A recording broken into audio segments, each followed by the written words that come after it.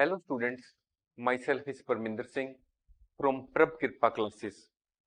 Our today's topic is probability from theory to practice. If we see clouds in the sky, we say that probably it will rain today. If a student is not not getting good marks in the examination, we may say that probably he will not pass in the examination. In these days of inflation, the prices of everything is rising. We may say that the chances of prices of petrol are that they will rise in the near future. There are chances that the petrol prices will rise in the near future. And in the same way, you may say, I doubt that he will pass in the examination. There may be some cricket match between the two countries and you are watching the live telecast of the match, and you may say that there is 50-50 chance of a particular country winning the match. Here all the words such like probably, I doubt, where you raise doubt, or there are chances, you word the chances, or raise any doubt or probably or something like these words. Here all these words are having an element of uncertainty. You are not sure that something will certainly occur. Suppose in the case of, as already discussed, in the case of clouds in the sky, it is quite possible that for the last few days there has been raining in your area, and that is why you say that it may rain today. That is on the basis of the experience or on the basis of the performance of the students in the past examinations. You may say that he may not pass in the examination or he may stood first in the class. So all these sentences which we have so far understood contain an element of uncertainty. In many cases, we can measure this uncertainty numerically with the help of probability in mathematics. Now, after going through this course, the students will learn probability is a fundamental concept in mathematics and statistics. It quantifies, it means probability, quantifies the likelihood of an event occurring. It represents a numerical value between 0 and 1. If the probability is 0, it means that the event is impossible to happen. If the probability is 1, it means that the event is sure to happen. Certainly the event will happen. But if the value of probability is between 0 and 1, it shows the varying degrees of likelihood. Whether it is predicting weather conditions, assessing the chances of winning a game, or making informed financial investments, probability is an essential tool that helps us in making rational decisions in situations where outcomes are uncertain or unpredictable. Its applications are diverse and far-reaching, making it an indispensable concept in modern-day problem-solving and decision-making. For example, if we want to establish a factory in an area, we will take into also consideration the concept of probability, whether we will be able to get enough electricity supply, whether there are chances that we will get enough labor to run our or work in the factories. All this is based on the concept of probability. No doubt, undoubtedly, we will have to take into consideration many other facts, the cost involved, expenditure to be incurred on the factory. That is, many facts have been considered. But here we also take into the consideration the concept of probability. Now we will start solving the questions on probability. The first question before us is, in a cricket match, a batswoman hits a boundary 6 times out of 30 balls she plays. Find the probability that she did not hit a boundary. So in this question, it is given that a batswoman is playing cricket and she has played 30 balls. Out of the 30 balls she played, she hit the boundary 6 times. So the total number of balls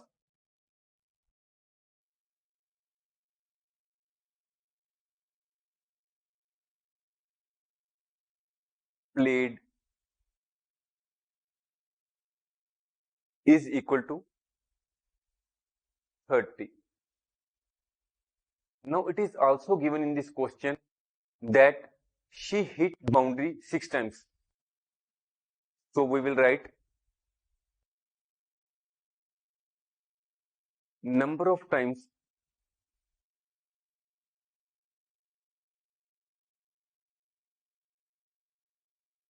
she hit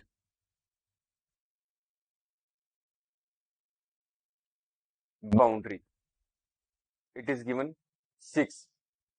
So we have to find the probability that she did not hit a boundary. So here we will write, so number of times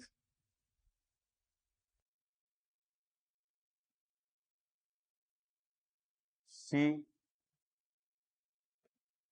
did not hit boundary.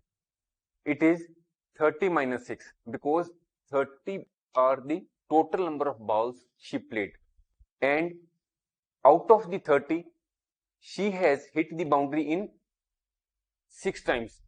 So the number of times she did not hit boundary is 30 minus 6 is equal to 24. That is, when she played 24 balls, she did not hit boundary. So probability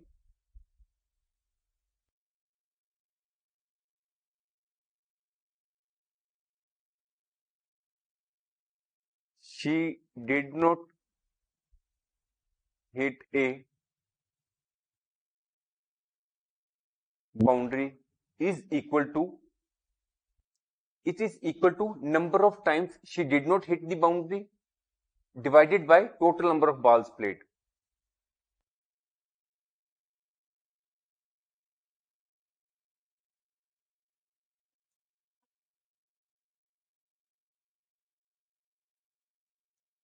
She did not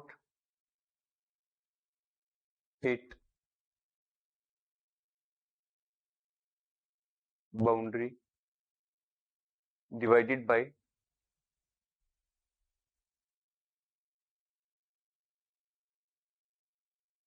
total number of balls played is equal to 24. This is 24 and the total number of balls are 30. So here each of this item will be divided by 6 and the answer will come 4/5. This is the answer. Now the next question before us is, 3 coins are tossed simultaneously 200 times with the following frequencies of different outcomes. These are the outcomes when the coins are being tossed. 3 heads have occurred on 23 times, 2 heads occurred on 72 times, and only 1 head occurred on 77 occasions, and there was no head on 28 occasions. If the 3 coins are simultaneously tossed again, compute the probability of 2 heads coming up. So, what is the total number of times the coins have been tossed? We will write total number of times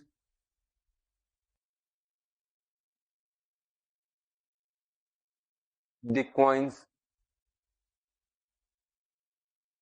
tossed is 200.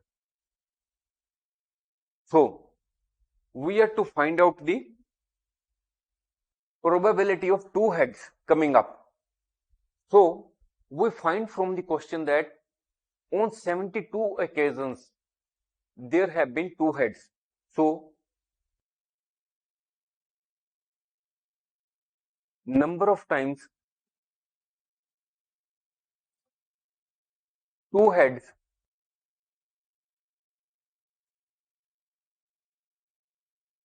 coming up,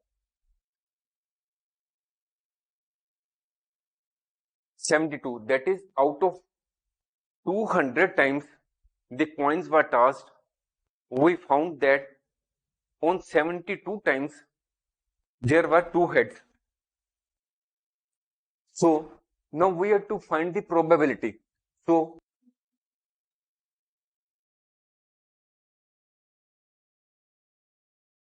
the probability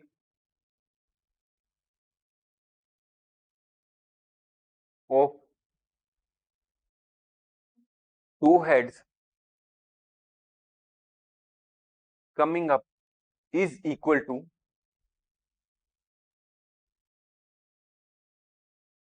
number of times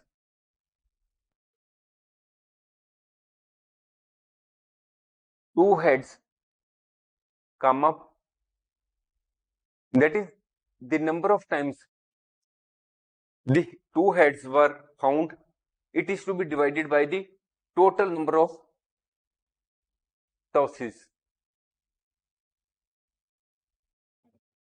or total number of times the coins were tossed.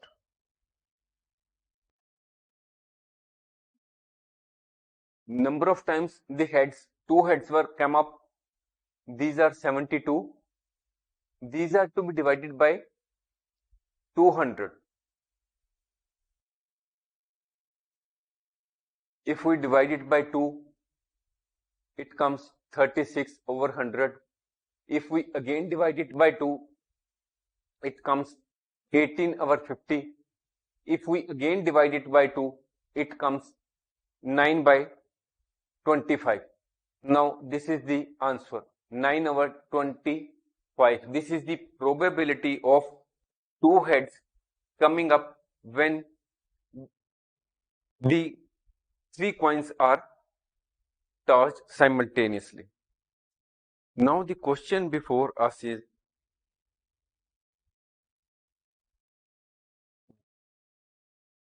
$1,500 families with 2 children were selected randomly, and the following data were recorded. This is the data before you. Compute the probability of a family chosen at random having 2 girls. So now, what is the question? It is the question that a survey was done on 1,500 families. In this survey, it was to be found how many children a family is having. Only that family was to be taken into consideration which was having children up to 2. That is, the family may be having no child, 1 child, or up to 2 child, not more than that. So now this is the data before you, that in the case of 475 families, it was found that they were having two girls in the family. In the case of 814 families, it was found that they were having only one girl in the family. And in the case of 211 families, it was found that they were not having any girl child in their family. Now, the first question before us is, compute the probability of a family chosen at random having two girls. So, what is the total number of families?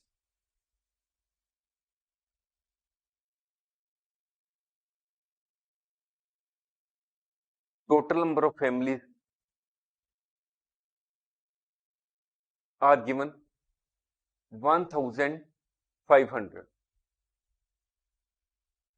So now what we have to find out?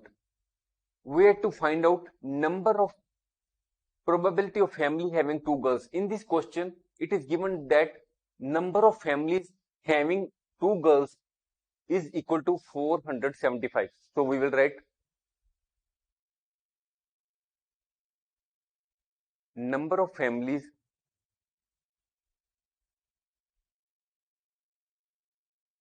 having two girls is equal to 475. So now we have to find out the probability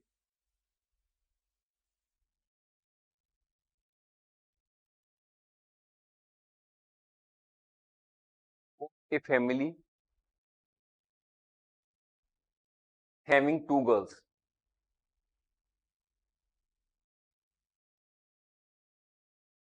Is equal to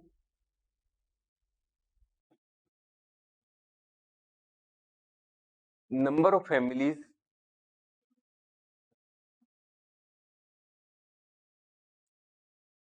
having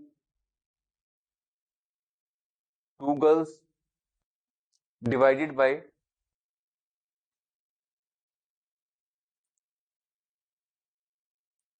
total number of families. So what is the number of families having two girls? It is 475. Now what is the total number of families? This is 1500. So now we will divide it by 5. What we will get?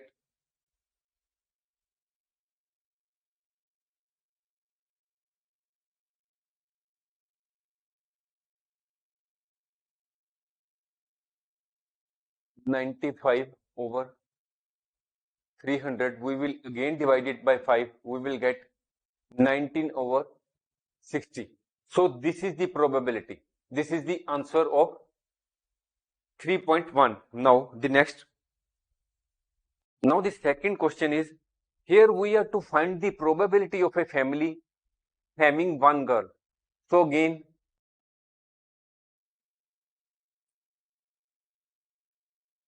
total number of families, it is 1500. Now the number of families having, now the question is for one girl. Number of families having one girl is 814. So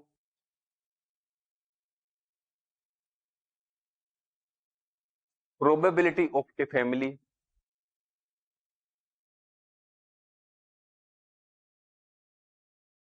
having one girl is equal to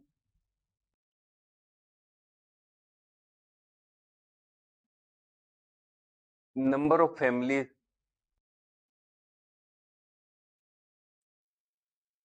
having one girl divided by total number of families. So number of families having one girl are given here. 814. Total families are given here 1500. Now we will divide it by 2.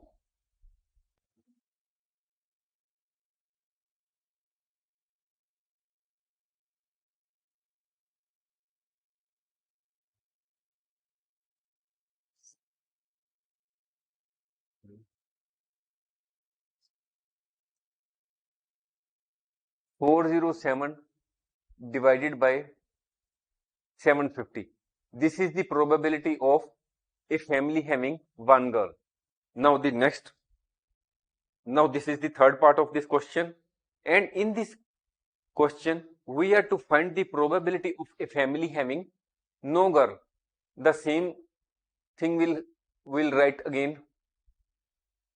Total number of families 1500. Number of families having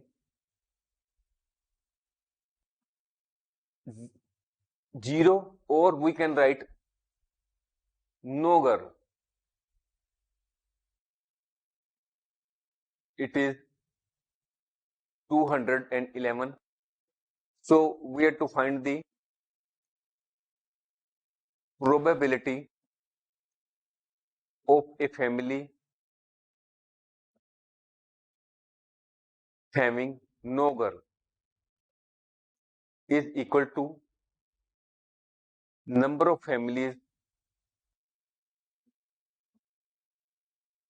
having no girl oblique total number of families. Here number of families having no girl is equal to 211. It will be divided by total number of families, which is 1500. So this is the answer of third part. Now again next part. Now we have calculated so far the probability of a family having 2 girls, 1 girl and no girl. So now we have to find whether the sum of these probabilities is 1. So we will sum up the probabilities which we have calculated so far. Sum of probabilities. What we had found out in the first case, it was 19 over 60. 19 over 60. What we have find out in the second case, it is 407 over 750. 407 over 750. Now what we have calculated on the third time, it is 211 divided by 1500. So the sum of probabilities is, we will calculate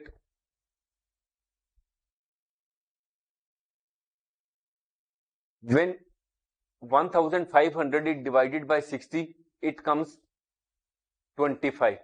When 1500 is divided by 750, it becomes 2. Here it will be 1500 divided by 1500. So when we multiply 19 with 25, it comes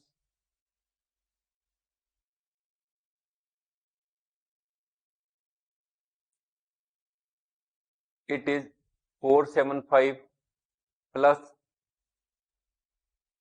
814. When we multiply it, plus 211 divided by, when we sum up the same, we will find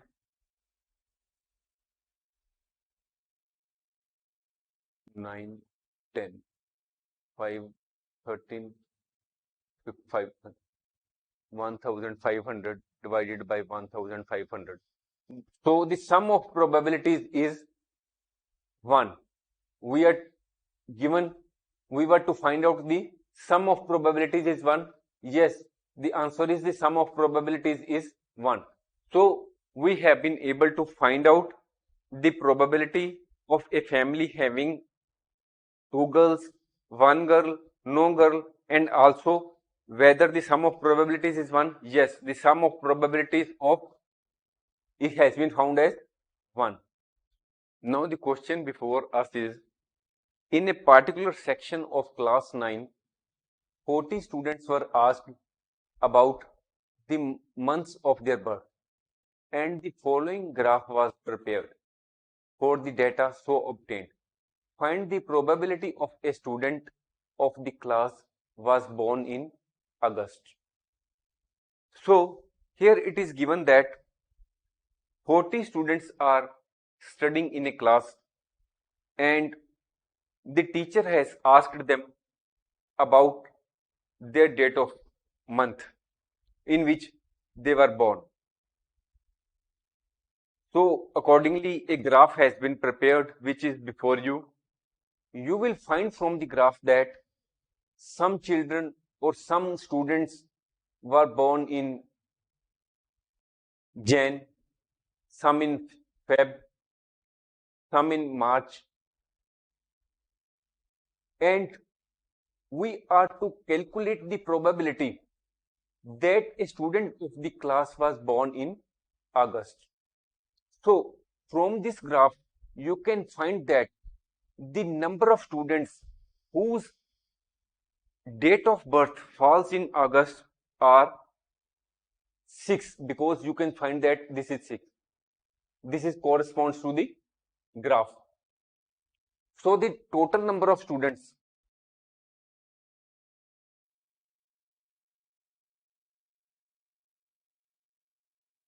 are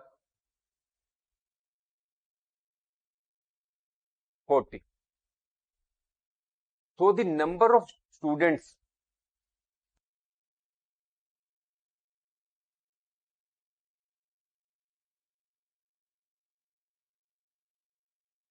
born in August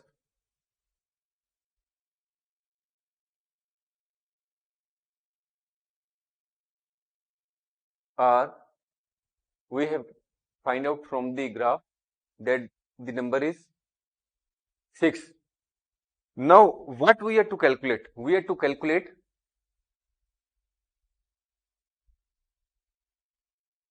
probability of a student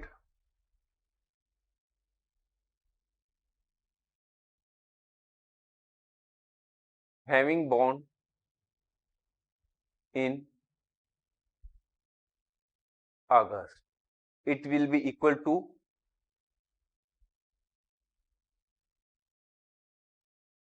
number of students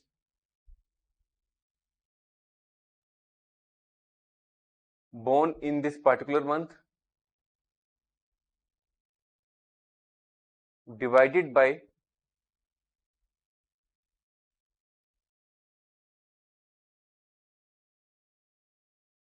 total number of students. So what is the number of students whose date of birth falls in the month of August? This is 6. What is the total number of students which are studying in class 9? It is 40. So we can divide both these figures by 2 and the answer will be 3/20. This is the probability that a student of class was born in August. Now the next question before us is, 11 bags of wheat flour, each marked 5 kg, actually contained the following weights of flour. These are the figures before you. Find the probability that any of these bags chosen at random contains more than 5 kg of flour. Now what is the question?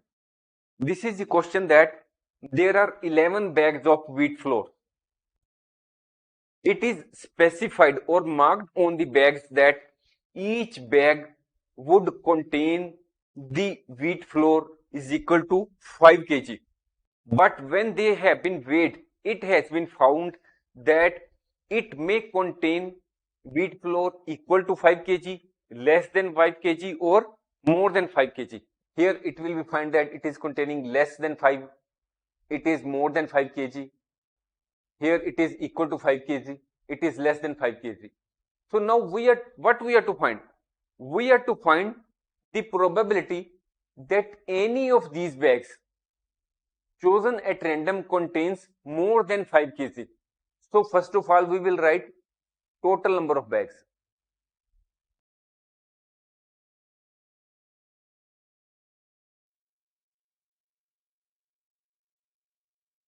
Though it is given 11 bags, you can find out from here. Here the weights have been given. We can also count from the same whether the weights of all the 11s have been given. 1, 2, 3, 4, 5, 6, 7, 8, 9, 10, 11.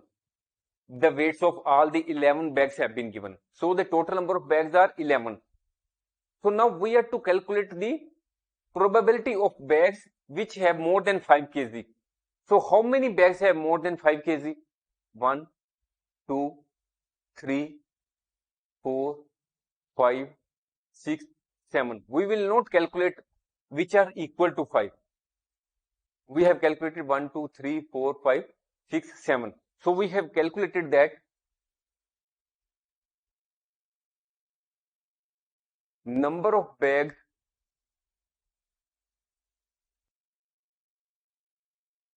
containing flour more than 5 kg. This is 7. So now we have to find the probability.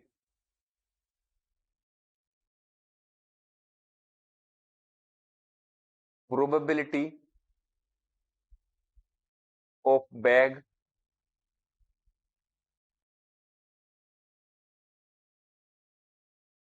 containing more than 5 kg of flour is equal to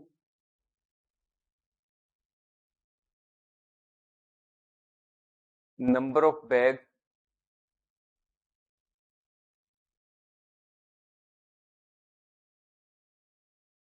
containing flour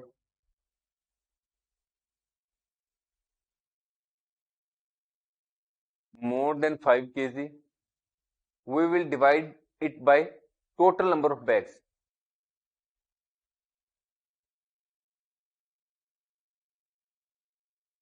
So what is the number of bags which were having more than 5 kg? We had counted it. These were 7. We will divide it by total number of bags. So here it is the answer. Probability of a bag containing more than 5 kg is equal to 7 divided by 11. Now the question before us is, an organization selected 2,400 families at random and surveyed them to determine a relationship between income level and the number of vehicles in a family. The information gathered is listed in the table below. Suppose a family is chosen. Find the probability that the family chosen is earning 10,000 to 13,000 per month and owning exactly 2 vehicles. So now what is given to us? That they have selected 2,400 families for a survey. In this survey, their income level has been taken into consideration and also the number of vehicles they are having in the family.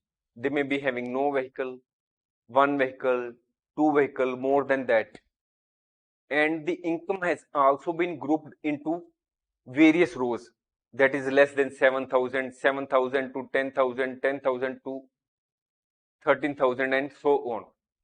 Now in this question, we have been asked to find out the probability that the family chosen is earning 10,000 to 13,000 per month and owning exactly two vehicles. That is, the two conditions have been put forth in this question.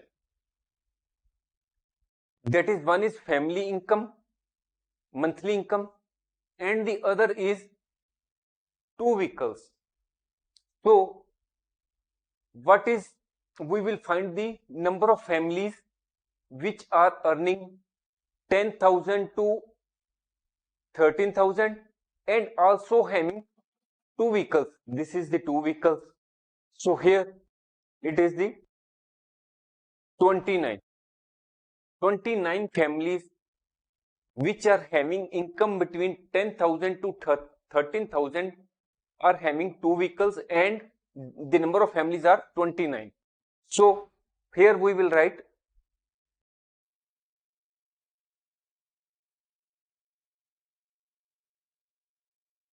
total number of families. What is this? These are 2,400. Now what we have to calculate? We have to calculate the probability of family earning this much income and having exactly two vehicles. Exactly means two vehicles. So we will write number of families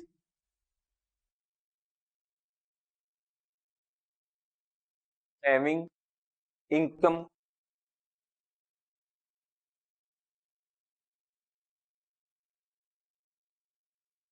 $10,000 to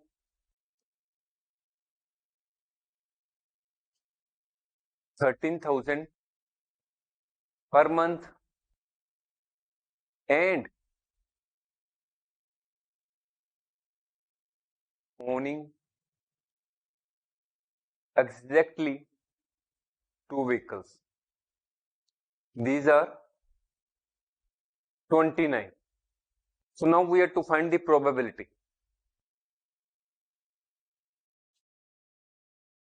Probability of a family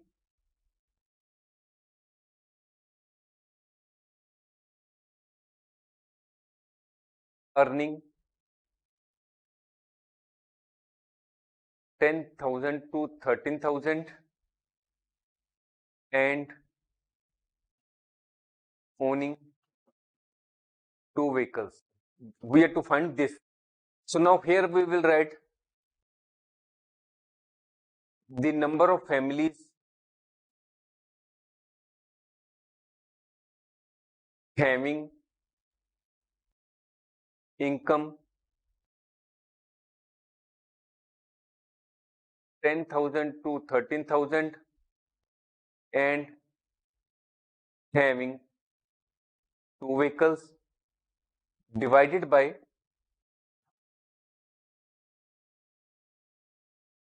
total number of families. So what is the number of families having the income of this much range and having only two vehicles? We had find out that these were 29. And what is the total number of families which were surveyed? It is given that it is 29 divided by 2,400. This is the answer of the first part. This is the probability of family earning 10,000 to 13,000 and owning two vehicles. This is the answer of the first part. Now we come to the second part.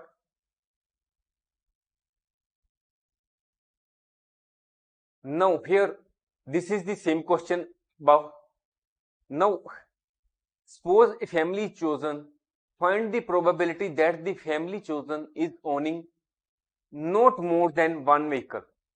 Here we have to find this one vehicle up to, not more than. So all the families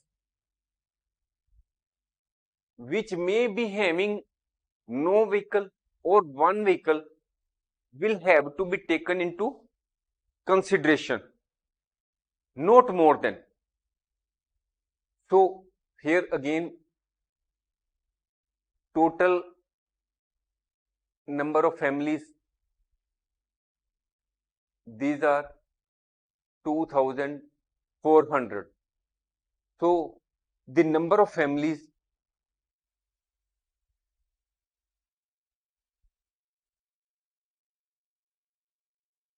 owning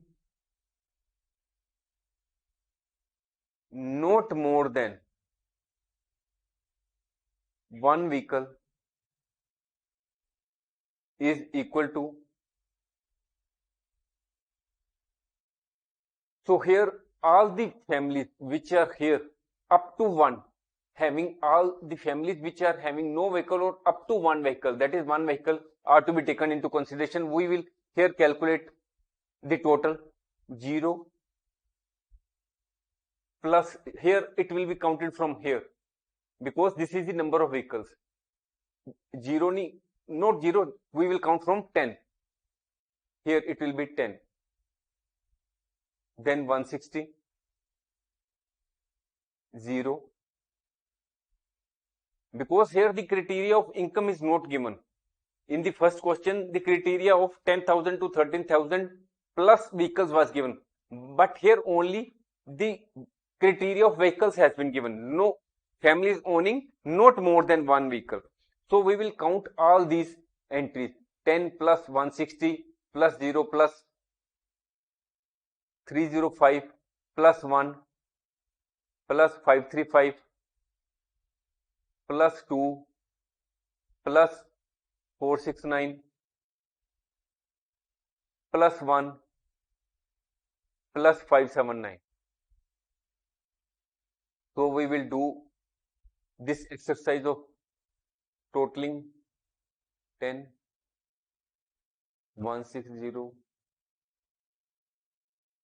305, 1, 535, 2, 469, 1, 579.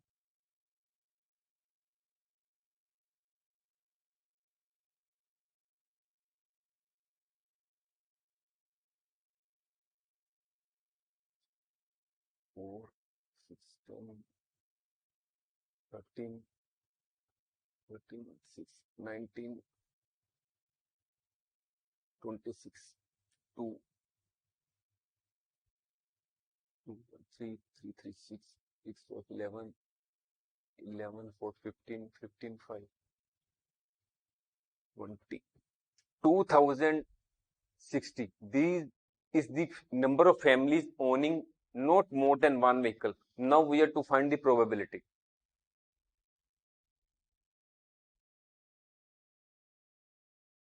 Probability of family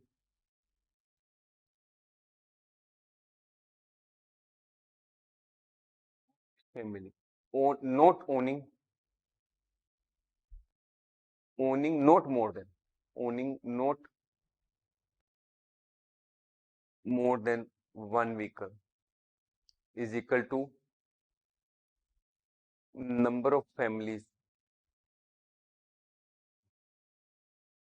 owning not more than one vehicle divided by total number of families. So here 2062 divided by 2400, we will divide by 2 both. It will come 1031 divided by 1200. This is the answer.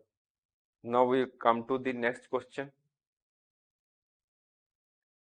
Now it is the activity before you.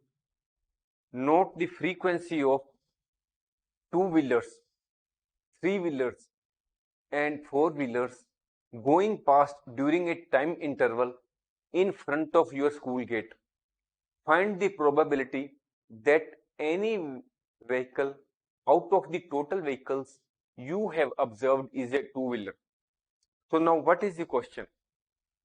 The question is that you are studying in a school, and before your school gate, a large number of vehicles are crossing. These vehicles may be two-wheeler, three-wheeler, or four-wheeler. And you have to find the probability of any one vehicle out of the total vehicles observed is a two-wheeler. That is, you have to find the probability that the particular vehicle which will be passing through in front of your school gate will be two-wheeler. The probability of finding a two-wheeler out of the total vehicles. So now here no figures have been given. So we will have to assume the figures. So let us assume the figures.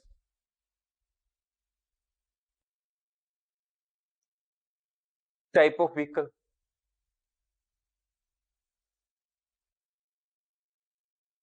Type of vehicle is first is two-wheeler. Next is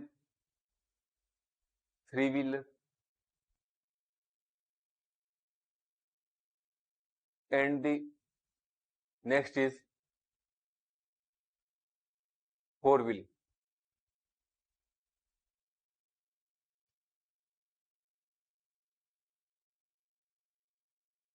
So when they are passing, you have to count the number of times, or here we will write it as frequency. So here we suppose that the number of times during a time interval 300 two-wheelers have passed in front of your school gate, and the number of times three-wheelers have passed, it is only 50, and the number of times four-wheelers have passed during a particular time interval are 150. So if we total all these vehicles,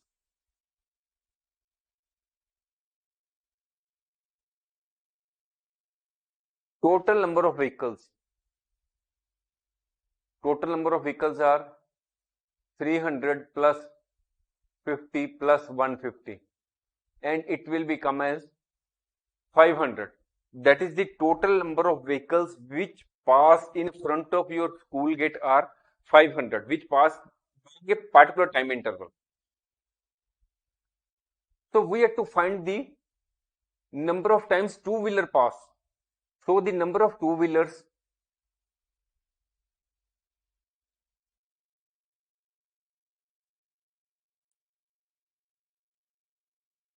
observed or going past, you can write anything. Number of two-wheelers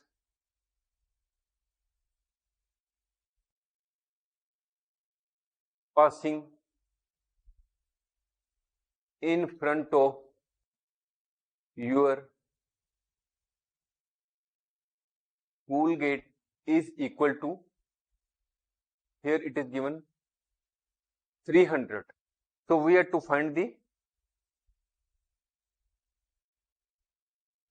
probability of observing a two-wheeler is equal to number of two-wheelers observed or number of two-wheelers passed divided by total number of vehicles which passed in front of your school gate, or total number of vehicles which were observed by you. So here the total number of two-wheelers are which have been observed are 300, and the total number of vehicles which passed in front of your school gate and you had observed the same are 500. So here we will cut these two, and the answer will come 3 divided by 5. Now the question before us is, a teacher wanted to analyze the performance of two sections of the students in a mathematics test of 100 marks. Looking at their performances, she found that a few students got under 20 marks and a few got 70 marks or above. So he decided to group them into intervals of varying sizes as follows. So here it is the table. Then she formed the following table. Find the probability that a student obtained less than 20% marks in mathematics test. What is given in this question? The question is seems to be big and complicated. No, it is not so. It is very easy. Let us understand the question first. There are two sections in a school, and a teacher has taken a test of mathematics. The total number of students in both the sections are 90. After taking the test, the teacher has grouped the students on the basis of marks obtained. That is, up to 20 marks, the number of students are 7, and 10 students have obtained in between 20 to 30, and so on, and only 8 students have obtained 70 and above marks. So here we have to find the probability that a student obtains less than 20% marks in mathematics test. That is, the question pertains to this point, less than 20 marks. So how? Now what is the total number of students?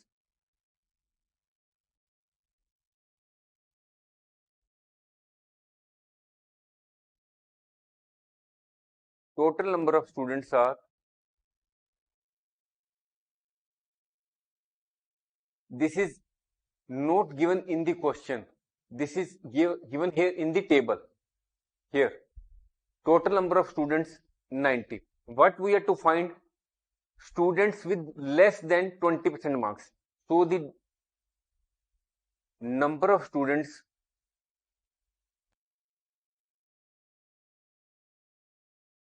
obtaining less than 20% marks. Here it is given as 7. So now we have to find the probability. Probability that a student obtained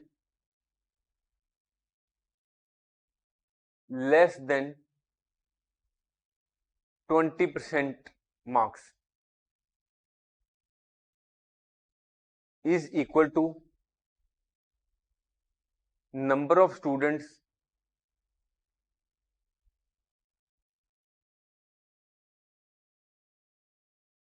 obtaining less than 20% marks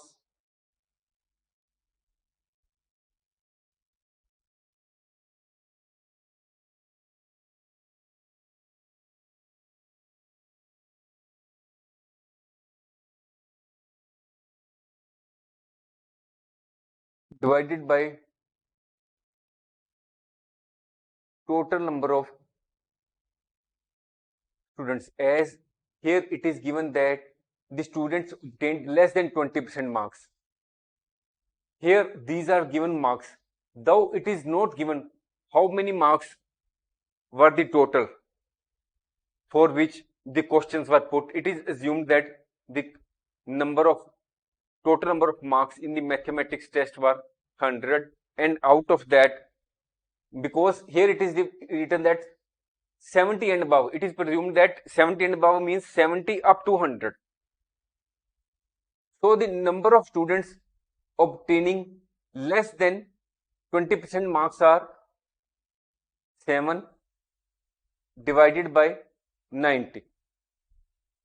So this is the first part. So now we come to the second part. Now here we are to find the probability that a student obtained marks 60 or above. We go to the table. The total number of students remain the same. We write it. Total number of students, these are 90. So now the number of students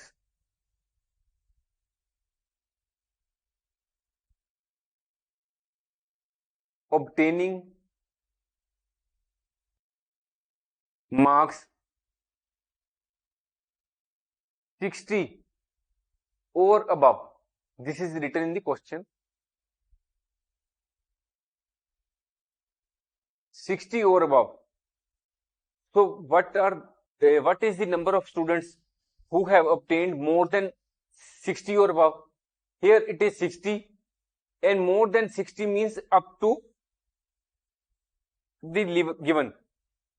Here we will take all these, whether they fall in the category of 60 to 70 or 70 and above, because here it is not written that the students who get 60 to 70, here it is written in the question that all the students who have obtained more than 60.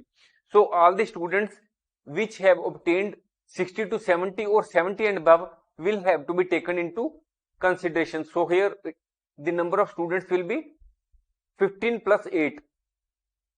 It will come as 23. So now we will find the probability. Probability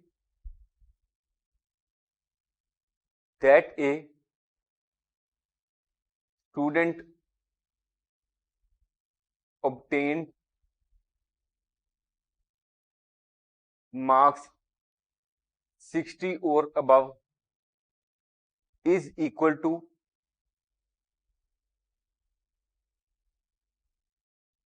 number of students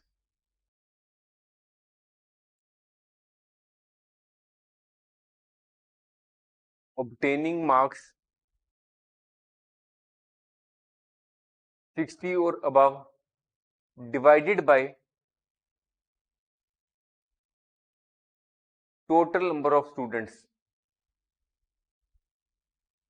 So here number of students obtaining 60 or above are 23, and it will be divided by total number of students, which is 90, and this is the answer. Now the question before us is activity. It is an activity, that is we will have to do it ourselves. Ask all the students in your class to write a 3-digit number. Choose any student from the room at random. What is the probability that the number written by him or her is divisible by 3? Remember that a number is divisible by 3 if the sum of its digits is divisible by 3. Here it is not written what is the number of students and what are the digits which will be written by the students. So we will have to assume this is an activity. So we will have to assume some values. So first of all, we assume let the number of students in the class, we will keep it on the lower side because we will have, the question will become very lengthy if we take it say 40 or 50.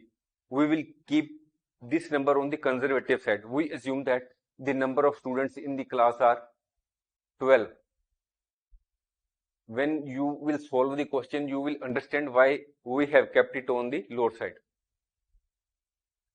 So all the students have been asked in the class to write a 3-digit number. That is, the number may range from 100 to 999. So let us write some numbers. Let the numbers written by the students are, we will assume these numbers. We can write anything. Suppose we write 267, 267, then we write 132, then we write 257, we write 534, we take another 473, 614, 1, 2, 3, 4, 5, 6. We have written so far 6. 6 more. 7, 2, 1. 8, 9, 1. Some more. This is 1, 2, 3, 4, 5, 6, 7, 8. 4 more are to be written. We write 1, 7, 5. Then we again write 3, 2, 9. 1, 2, 3, 4, 5, 6, 7, 8, 9, 10. 11, we write 900 to 3. Then we write, say,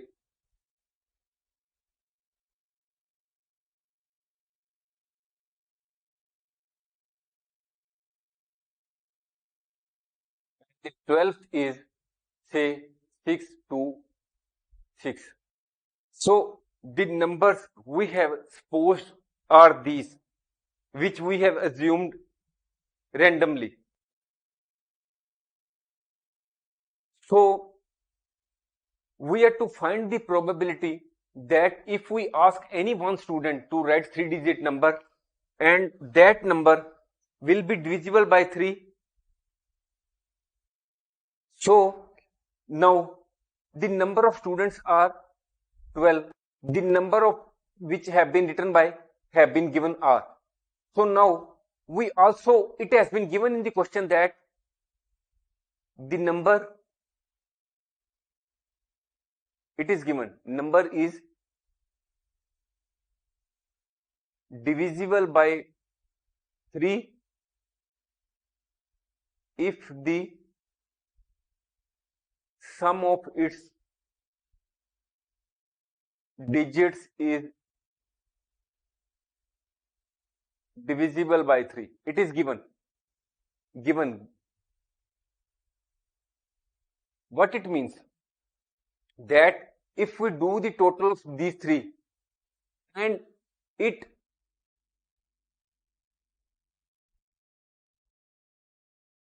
gets divided by 3, we need not to divide 267 by 3. We sum total the same. 268, 8 plus 7, 15. 15 is divided by 3. Yes. So we write that this is divisible by 3. Number divisible by 3 is equal to 267. 132. If we total the same, 1, 3, 4, 4, 2, 6. It is also divisible by 3. 257. 257.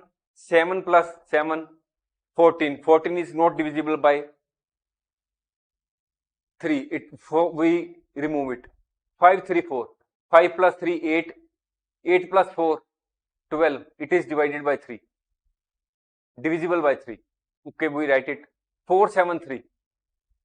4, 7, 11. 11 plus 3, 14. It is not divisible. So we cut it. 614. 617. 7 plus 4, 11. It is not divisible. Then we remove it. 7 2, 9. 9 plus 1, 10. 10 is not divisible. We remove it.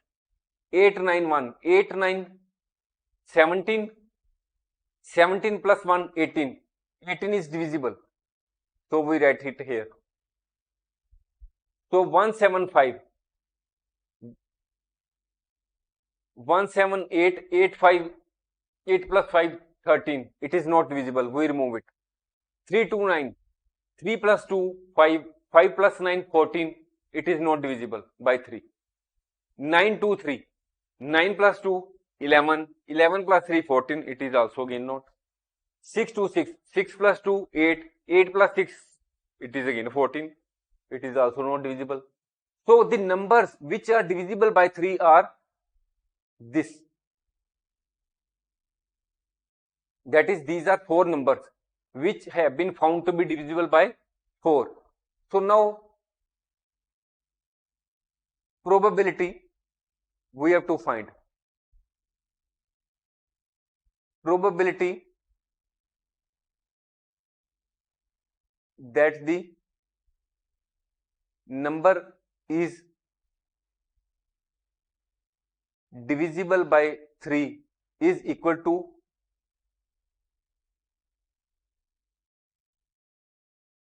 number of numbers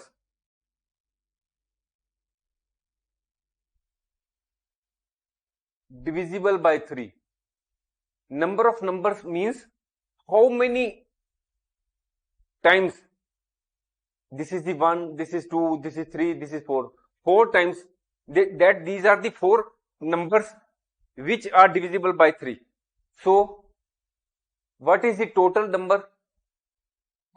Total numbers or total number of students which were asked to write, these were 14.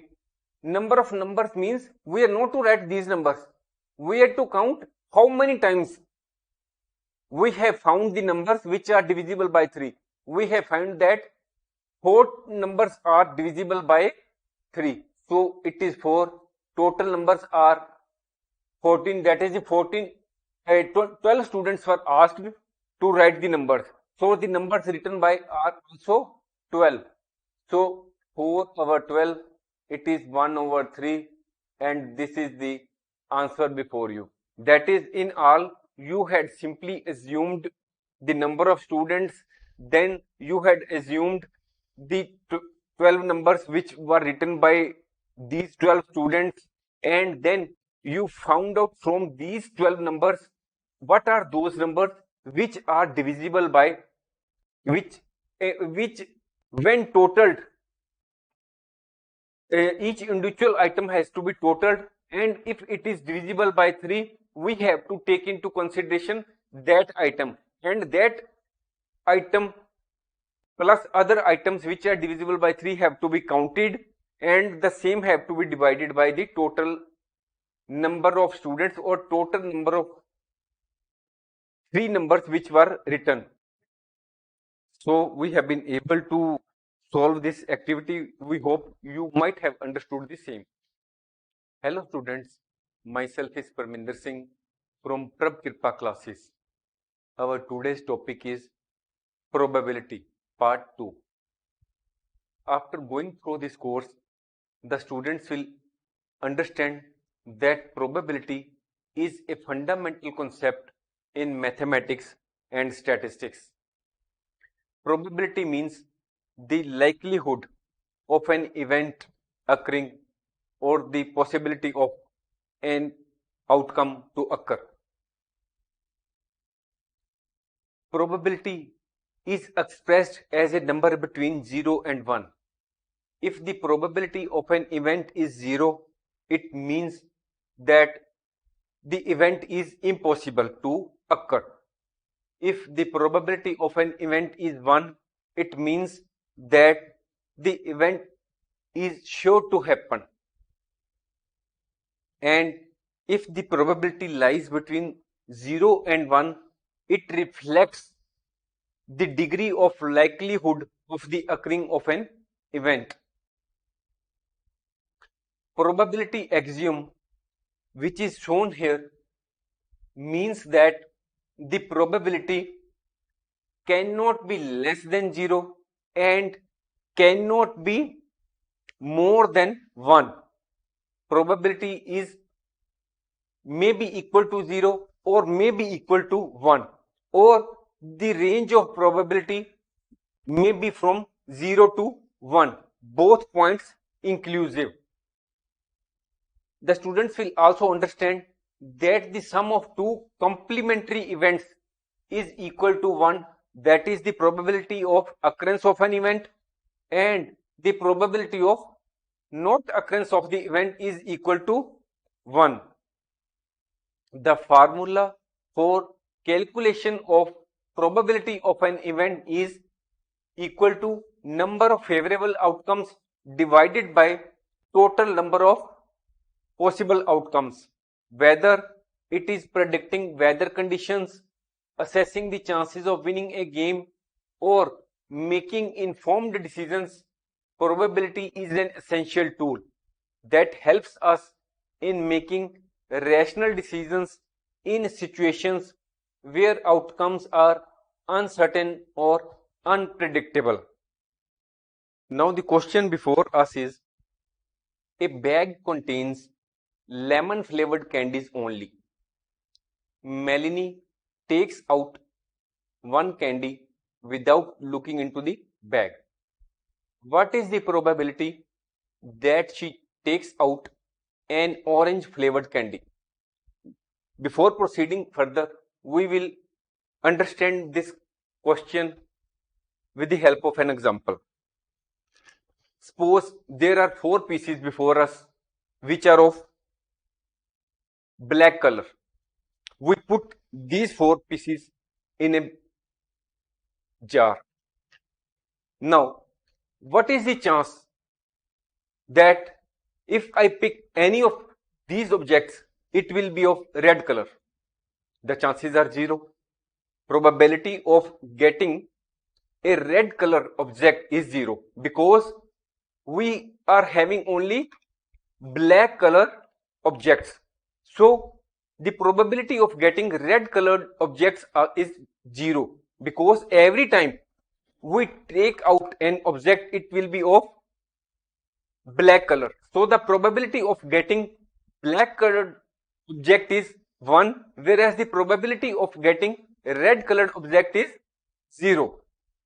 In the same way, suppose if we go to bazaar and purchase 4 apples and put it in a bag, we come to home, then what is the probability that we will get out an orange from our bag when we have not purchased and not placed it in our bag?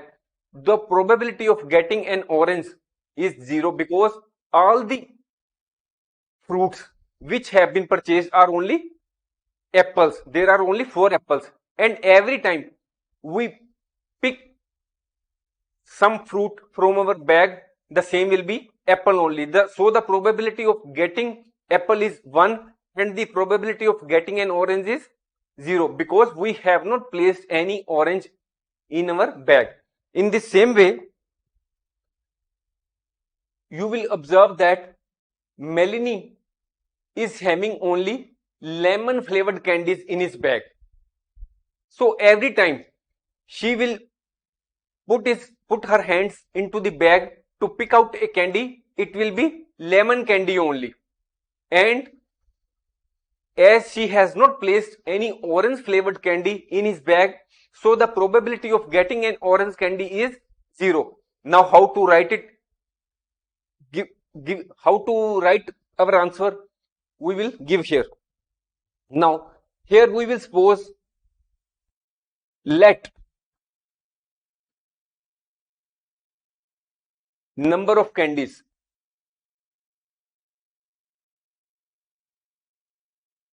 we suppose that the number of candies are 100. Now here in this question, we have to find out the probability that Melanie takes out an orange flavored candy. So here we will write number of orange flavored candies. Whether there is anyone in this question? No. There is no orange flavored candy. So number is 0. So you know that the probability of an event is equal to number of favorable outcomes divided by total number of possible outcomes. So here we will use this formula to arrive at the probability of taking out an orange candy.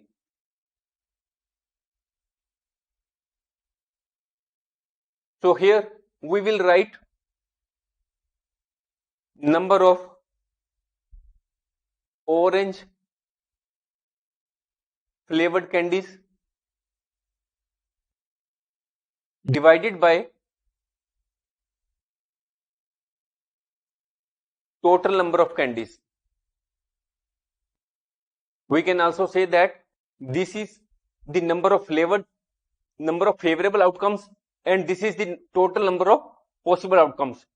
So here number of orange flavored candies are 0, whereas the total number of candies which we have assumed are 100. So the probability of taking out an orange candy is 0. This is the answer of our first question. We can also say that if we do not want to write it in lengthy way, that the probability, let us assume the number of candies are 100, out of which number of orange candies are 0. We can also write that answer in this way, that the bag contains only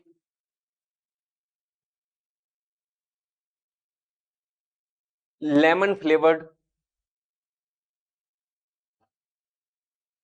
candies.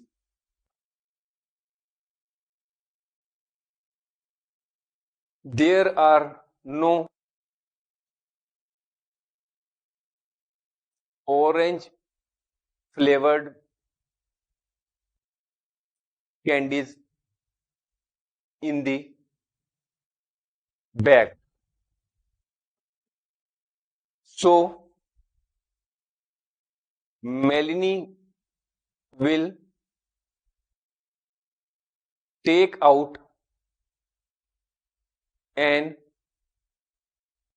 orange candy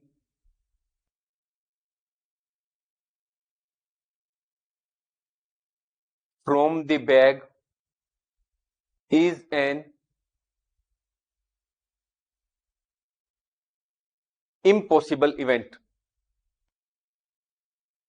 as there are only lemon flavored candies and there are no orange flavored candies in the bag. So Melanie will take out only lemon flavored candies, and the Melanie will not take out any orange flavored candy. So the probability of getting an orange flavored candy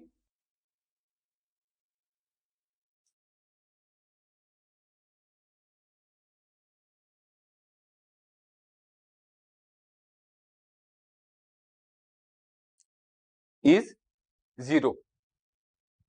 Now the next part of the question, what is the probability she takes out a lemon flavored candy?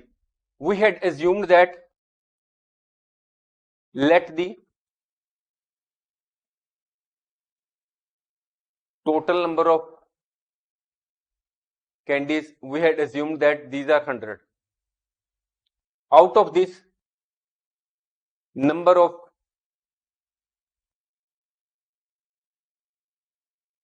lemon flavored candies, it is given in the question that the bag contains lemon flavored candies only. So all the candies which are there in the bag are of lemon flavor. So what is the probability of taking out a lemon candy is equal to, here we will use the number of lemon flavored candies or the number of favorable outcomes. Here we will write the total number of all possible outcomes, that is this one, or the total number of candies. Here the probability of taking out a lemon candy is 1. This is the answer of second part of the question. We can also write this question, I write this answer in this way, that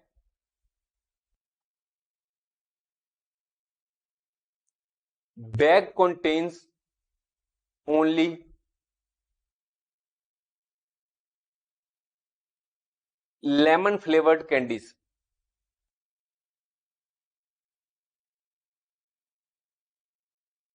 So Melanie will take out a lemon flavored candy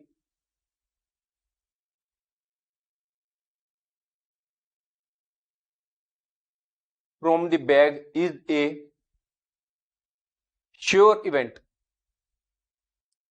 because if she puts his hands in the bag to pick out a candy, she will only pick out lemon flavored candy. So the probability of taking out a lemon flavor candy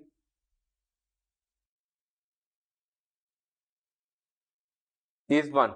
You know that when the event is sure to happen, the probability is 1, and when the event is impossible to happen, the probability is 0. So this is the answer of second part. We hope you might have understood the concept of probability in a very simple manner. Now the question before us is, it is given that in a group of 3 students, the probability of 2 students not having the same birthday is 0.992. What is the probability that the students have the same birthday? Now what is given?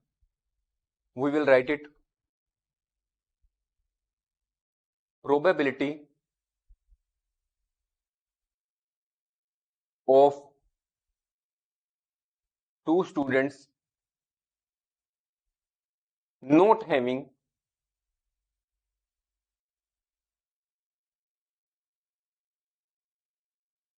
same birthday. It is given. We assume that we write it as P not E, probability of not occurrence of the event.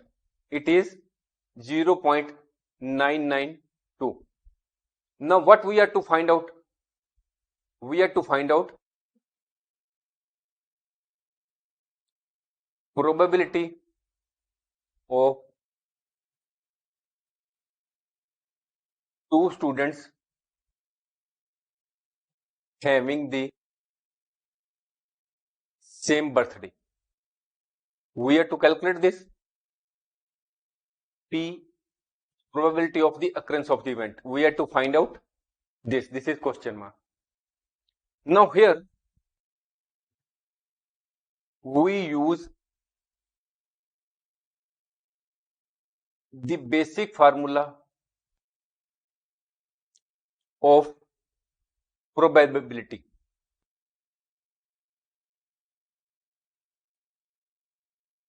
to solve the problem. We know that the sum of 2 complementary events is equal to 1. What is that? probability of the occurrence of the event and the probability of not occurrence of the event is equal to 1. We can also say that the probability of occurrence of the event is equal to 1 minus probability of not occurrence of the event. Here we will fill the values. Probability of not occurrence of the event is given 0.992. So here it will come as 0.008. This is the probability of the two students having the same birthday. This is the answer before you. Now the question before us is, a bag contains 3 red balls and 5 black balls. A ball is drawn at random from the bag. What is the probability that the ball drawn is red? So here we will write the answer. Number of red balls, 3. Number of black balls, it is 5. Now, what is the total number of balls or outcomes? It is 8. We have used the word outcomes. It means that if we put all the balls in the bag, how many times we can pick up a ball? That is the outcome. How many times we will be able to pick up a ball? Only 8 times, because there are only 8 balls in the bag. Now what we are to find out? We are here to find out the probability that the ball drawn is red. So here, what is the number of red balls? As we are to find out the probability of red balls, so number of red balls means favorable outcomes. Favorable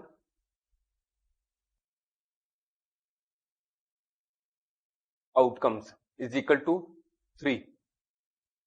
Because we are to find out how many times there is the probability of getting out the red ball.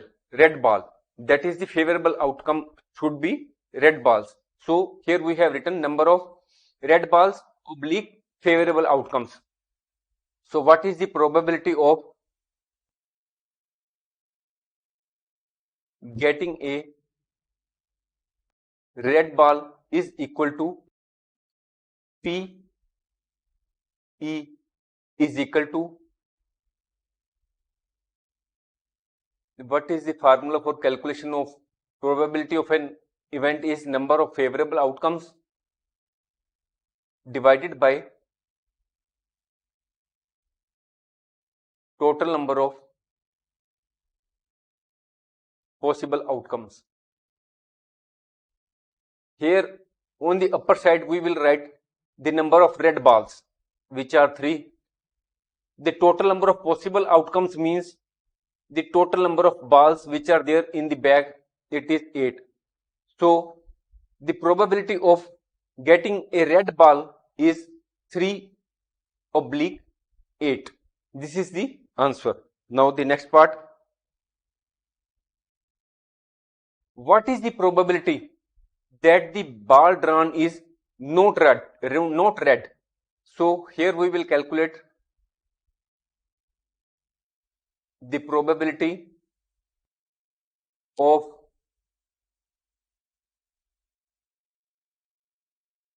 getting not the red ball. In other words, we can say that it means probability of not E, not getting of the not occurrence of the event.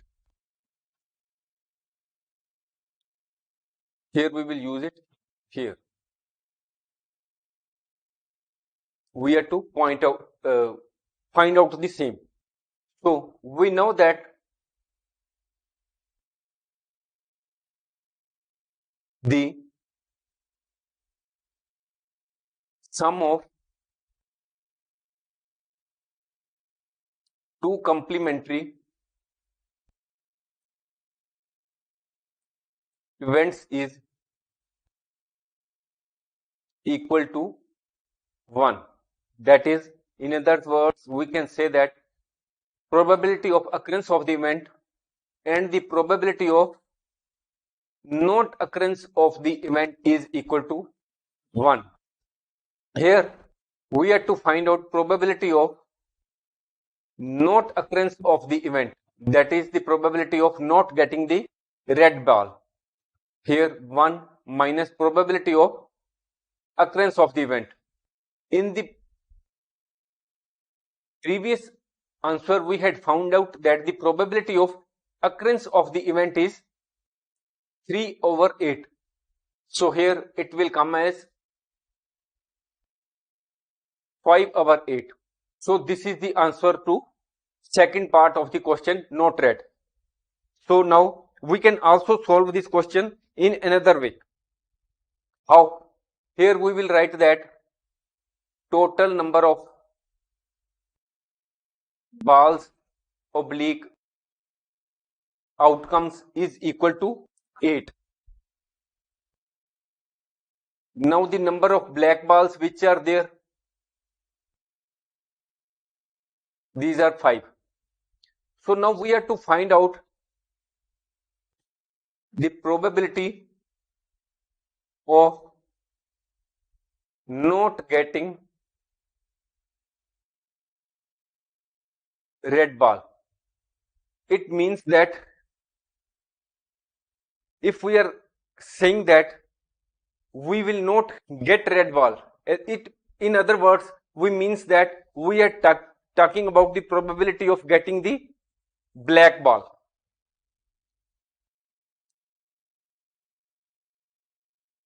Probability of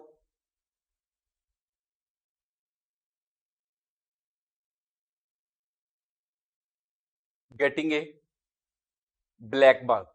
Now how we can calculate the probability of getting a black ball? Here we will write the number of black balls on the upper side, and on the lower side we will write the total number of balls. So this is the answer before you. Now the question before us is, a box contains 5 red marbles, 8 white marbles and 4 green marbles. One marble is taken out of the box at random. What is the probability that the marble taken out will be red? So here what is the given? Total number of marbles. Here 5 red marbles, 8 white marbles, 4 green marbles. 13 plus 4, 17. So the total number of marbles are 17. Here to find out the probability, we will use the formula probability of occurrence of the event is equal to number of favorable outcomes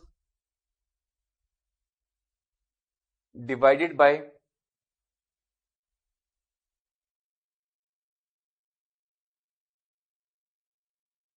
total number of possible or total number of outcomes. So now we will first deal with the probability of getting the red marble.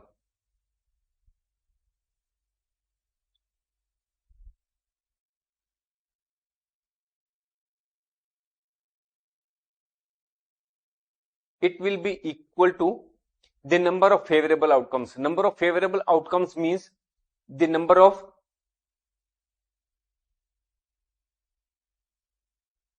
red marbles. It will be divided by total number of outcomes. Total number of outcomes means total number of marbles. So the number of red marbles are 5. What is the total number? This is the answer of first part. The probability of getting a red marble is 5/17.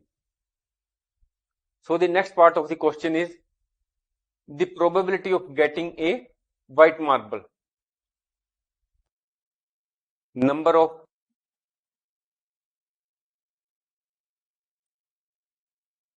white marbles oblique favorable outcomes is equal to 8. Probability of taking out a white marble is equal to number of white marbles, it is 8. It will be divided by the total number of marbles. Total number of marbles we have already calculated 5 plus 8 plus 4, it is 17. So this is the second part of the question which we have done.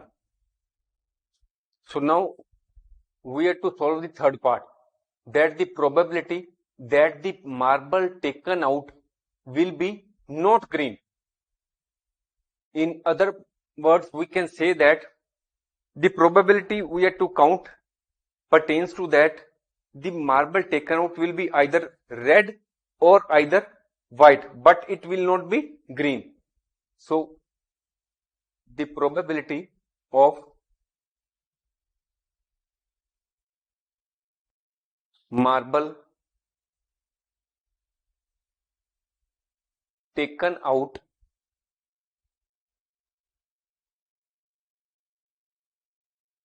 will be not green. We have to calculate this.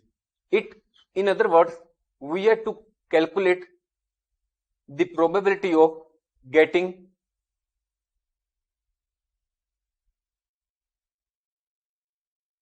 red marble plus the probability of getting white marble.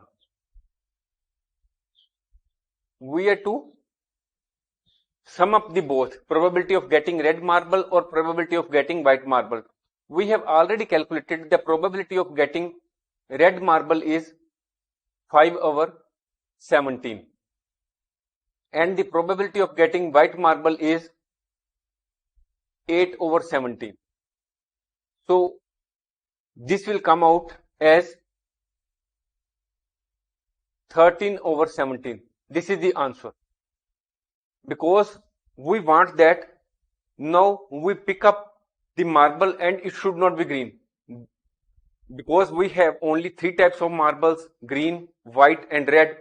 We want that the marble should not be green. In other words, it will be either white or either red. So we have to sum up the probability of red and white marble. We can also calculate this question in another way. How? Here we will calculate the probability of taking out green marble. How we will calculate? Here we will place on the upper side the number of green marbles, that is the number of favorable outcomes. It will be divided by the total number of outcomes. Total number of outcomes means the total number of marbles. This is 17. So we have calculated the probability of taking out green marble, but we have to calculate the probability of taking out marble will not be green. We know that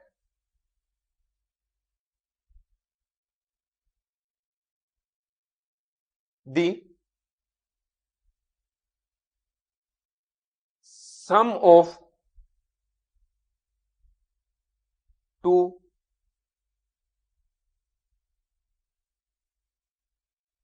complementary events is equal to 1. In other words, we can say that probability of occurrence of the event and the probability of not occurrence of the event is equal to 1. Here we are to find out the probability of not occurrence of the event or the probability of the marble not being green. So it will be 1 minus probability of the occurrence of the event. So what is the probability of occurrence of the event? It is 4 over 7. So when we will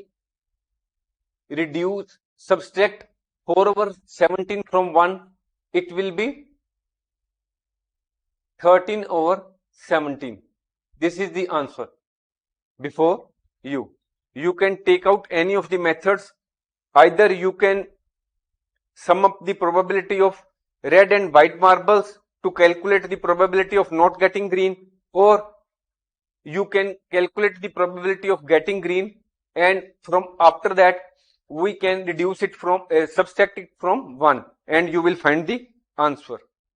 Now the question before us is, a piggy bank contains 100 50 paisa coins, 50 1 rupee coins, 20 2 rupees coins, and 10 5 rupee coins. If it is equally likely that one of the coins will fall out when the piggy bank is turned upside down, what is the probability that the coin will be a 50 paisa coin? What is given in this question? It is given that there is a piggy bank and there are coins of different denominations placed in it. And if we place it downward, in the downward condition, there is very likely chance that one of the coins will come out of the piggy bank. And we are now to calculate the probability of that. If we turn down the piggy bank in the downward position, what is the probability that the coin which will come out of the piggy bank will be a 50 paisa coin? So now, first of all, we will write total number of coins in the piggy bank. What are those? 100 plus 50 plus 20 plus 10. So these are 180. So the total number of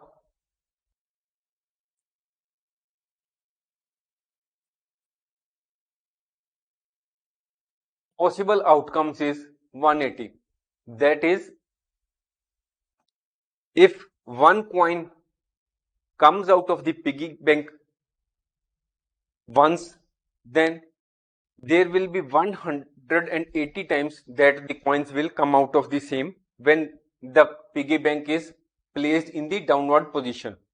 So now what we are to calculate? We are to calculate the probability that the coin will be probability of getting a 50 paisa coin. We are to calculate this. So now how we can calculate the probability of getting a 50 paisa coins? Here on the upper hand we will place the number of 50 paisa coins. Here we will place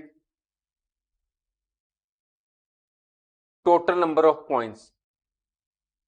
In other words, we can say that here we will place the number of favorable outcomes.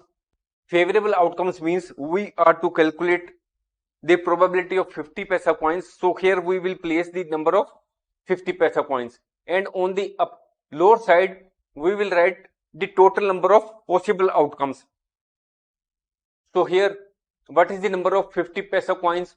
There are 100 50 paisa coins.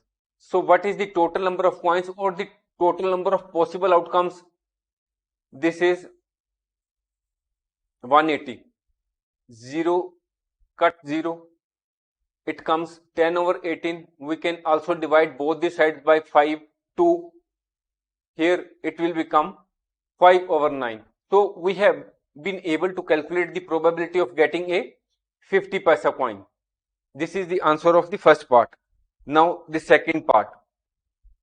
The second part says that what is the probability that the coin will not be a 5 rupee 5 coin.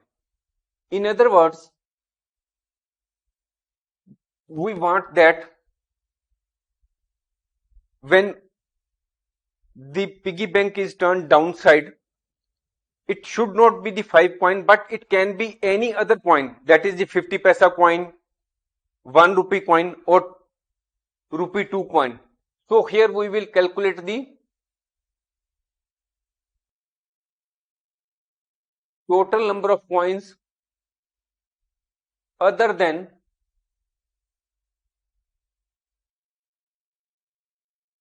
rupees 5 coin. What is the total number of coins other than 5?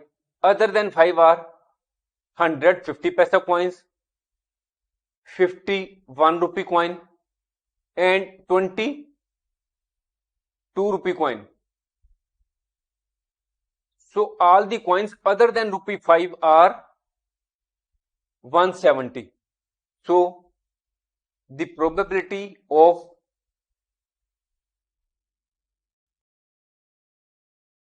that the coin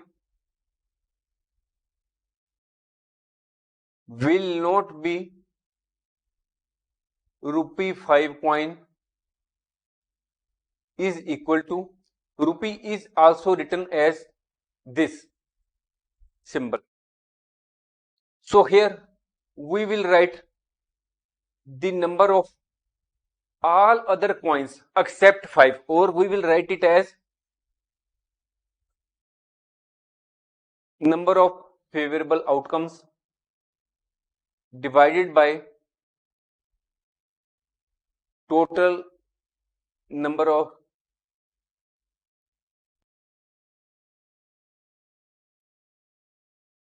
possible outcomes. In other words, here we will write the total number of coins other than rupee 5. It is 170. Here we will write the total number of possible outcomes, means all the coins including rupee 5. We have already calculated that the total coins are 100 plus 50 plus 20 plus 10. The total coins are 180. So we will divide the same. So this is the probability that the coin will not be rupee 5 coin, 17 over 18. This is the answer before you. Now the question before us is, Gopi buys a fish from a shop for his aquarium. The shopkeeper takes out one fish at random from a tank containing 5 male fish and 8 female fish. What is the probability that the fish taken out is a male fish? So now what is given here? Total number of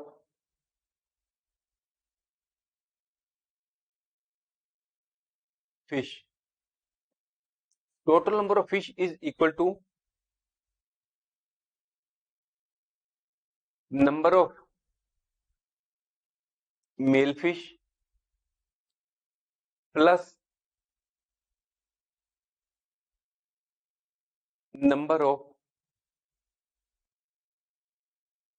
female fish. So the total number of male fish given in the question are 5. Number of female fish are 8. So the total number of fish as given in the question are 13. So now we are to calculate the probability that the fish taken out is a male fish.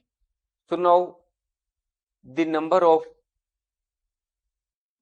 male fish is equal to 5. This is given in the question. Now we are to calculate the probability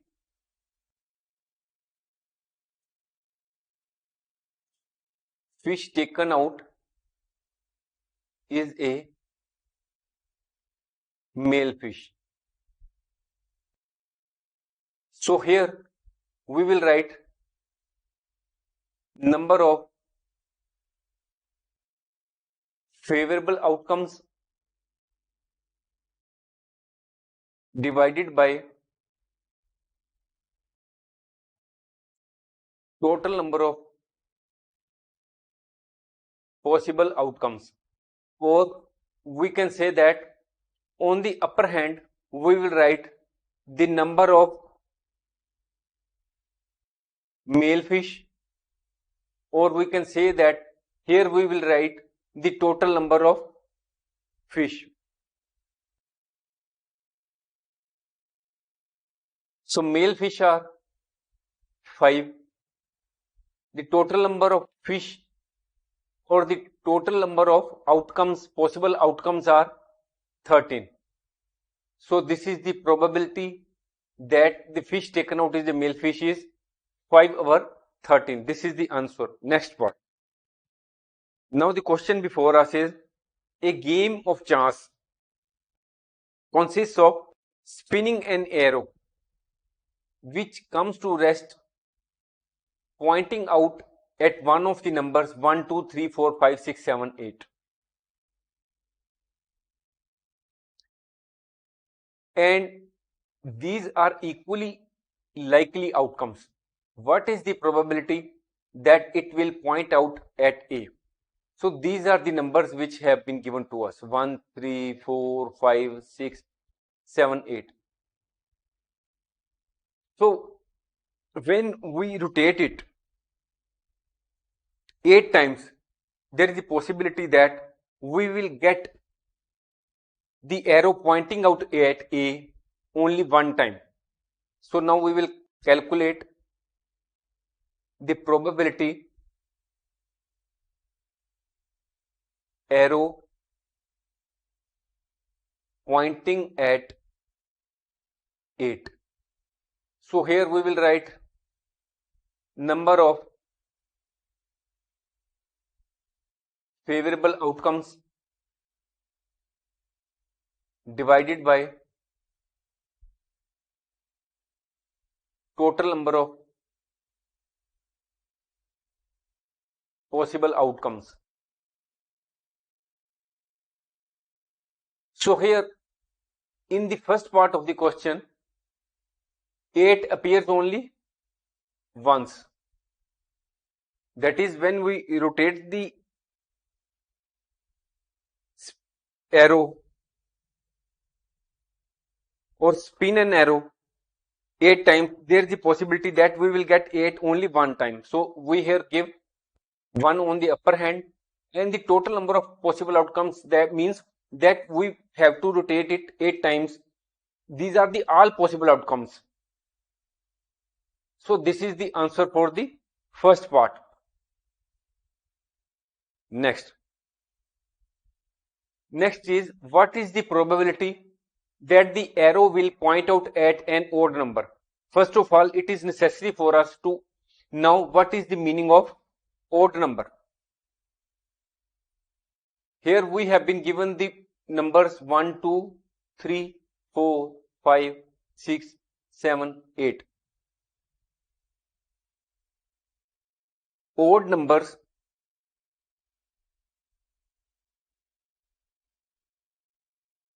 that can be outcome from this given question are 1, 3, 5 and 7. So these are 4 in total. Odd numbers that can be outcome are 1, 3, 5 and 7. So the number of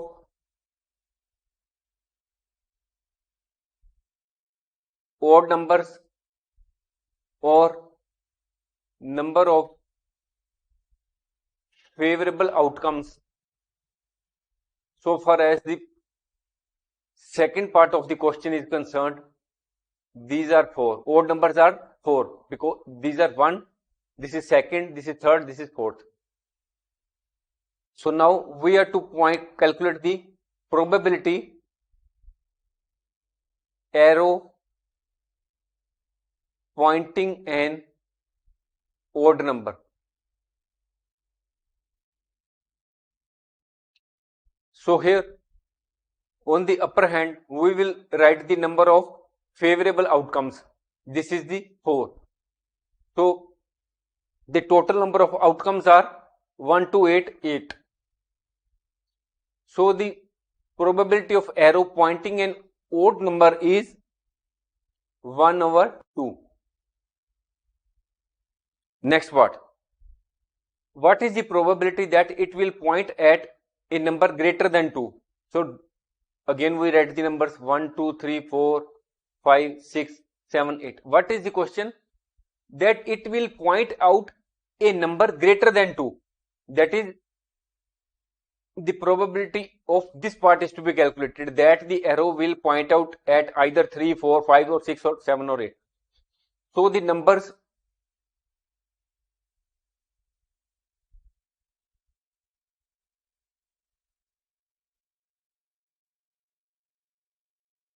greater than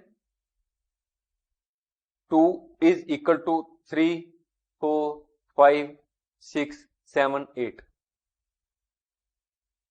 So the number of numbers,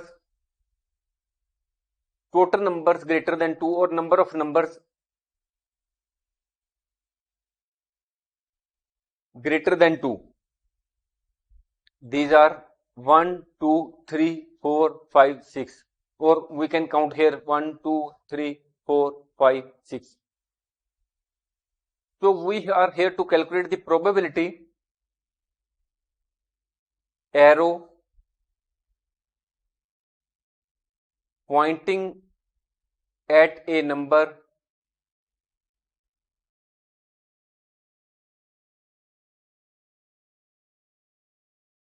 greater than 2 is equal to, here we will write the number of favorable outcomes. The number of favorable outcomes are here this 6. What is the total number of outcomes, possible outcomes? These are all 6 over 8.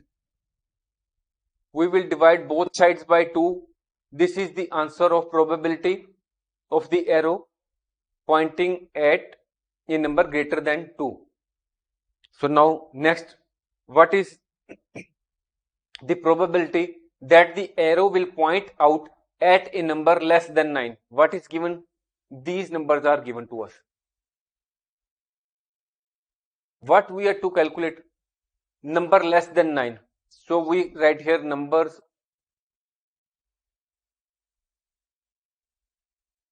less than 9. What are the numbers which are less than 9? 1, 2, 3, 4, 5, 6, 7 and 8. That is, all the numbers which are given here are less than. So the number of numbers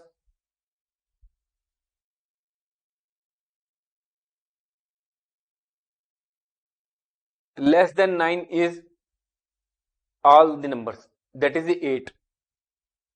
So probability arrow pointing at a number less than 9 is equal to number of favorable outcomes 8, number of all possible outcomes, that is the total number, this is also 8, numbers less than 9, this is also 8. Both the items are 8. So our probability comes as 1. This is the answer, because all the numbers have to be taken into consideration, because all the numbers are less than 9. We hope you might have understood this question. Now the question before us is, a dice is thrown once. Find the probability of getting a prime number. This is the dice before you, and when you throw it,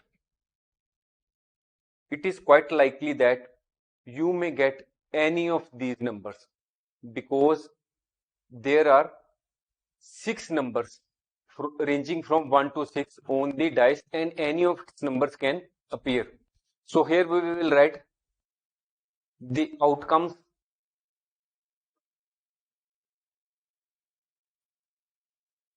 that can occur on throwing a dice are 1, 2, 3, 4, 5 and 6. So what is the total? These are the 6 outcomes. So the total number of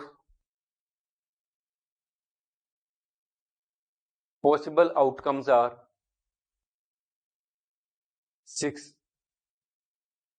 Now here we have to calculate the probability of getting a prime number. So now first of all we should understand what is the meaning of prime number. Prime number is a number which is greater than 1 and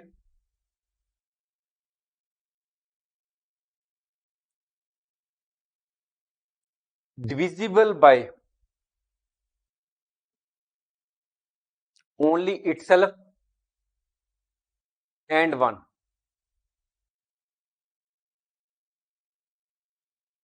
Here we see what is the prime number. Any number which is greater than 1, that is we have to see here, but here again it is a condition which is divisible only by itself and 1. Here 2 is divisible by itself and 1. 3 is divisible by itself and 1, but 4 is divisible by 2 also, and 4 and 1. Here 3 points come, but we have to take into consideration only that figure which is divisible by only its own figure and by 1. So 4 will not be taken into consideration, 2 will be taken into consideration, 3. Next comes 5. 5 is divisible by 5 and 1. Okay. 6 is divisible by 3, it is divisible by 2, it is divisible by 1. So it will not be taken into consideration. So the prime number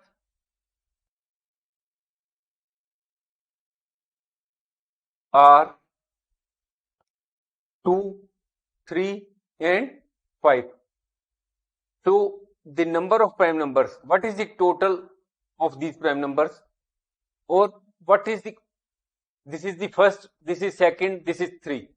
Number of prime numbers are given in this point are, number of prime numbers are 3. So probability of getting a prime number is equal to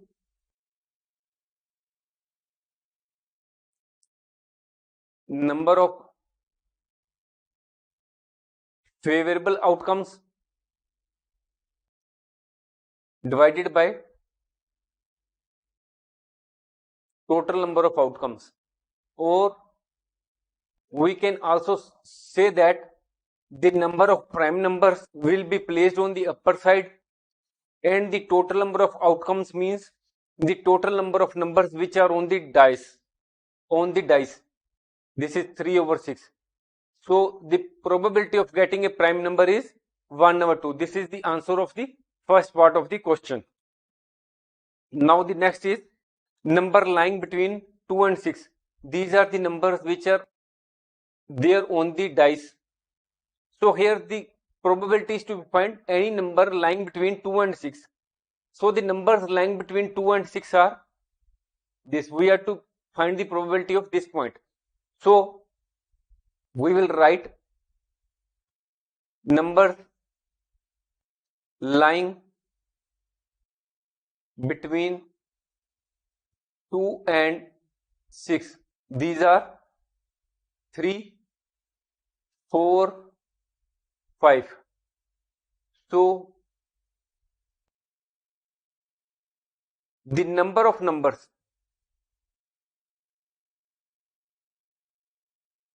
lying between 2 and 6 are 3 in number. So now what we have to count? Probability of getting a number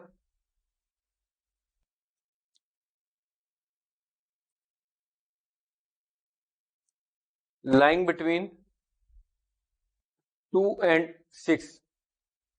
So here we will write the number of favorable outcomes. Here the number of favorable outcomes comes 3, or the numbers which are lying between 2 and 6, 3.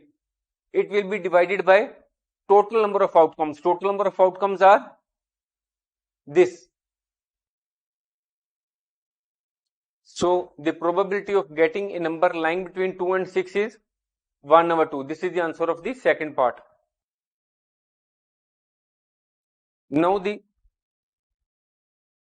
question before us is probability of getting an odd number. These are the numbers which are on the dice. So what are the odd numbers? The odd numbers are 1, 3 and 5. So here the total outcomes 6. Number of odd numbers are 1, 3 and 5. That is, these are 3. So the probability of getting an odd number is equal to number of odd numbers or the number of favorable outcomes divided by total outcomes or the total numbers. So here we will write 3, total outcomes are 6, it becomes 1/2. So hope you might have understood the question of probability. Hello students, myself is Parminder Singh from Prab Kripa classes. Our today's topic is probability part 3. After going through this course, the students will understand that probability is a fundamental concept in mathematics and statistics. It quantifies the likelihood of an event occurring. Probability represents a numerical value between 0 and 1.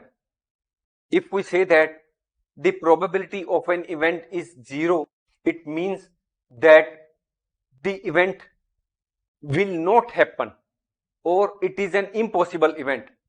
If we say that the probability of an event is 1, then it means that the event is sure to happen.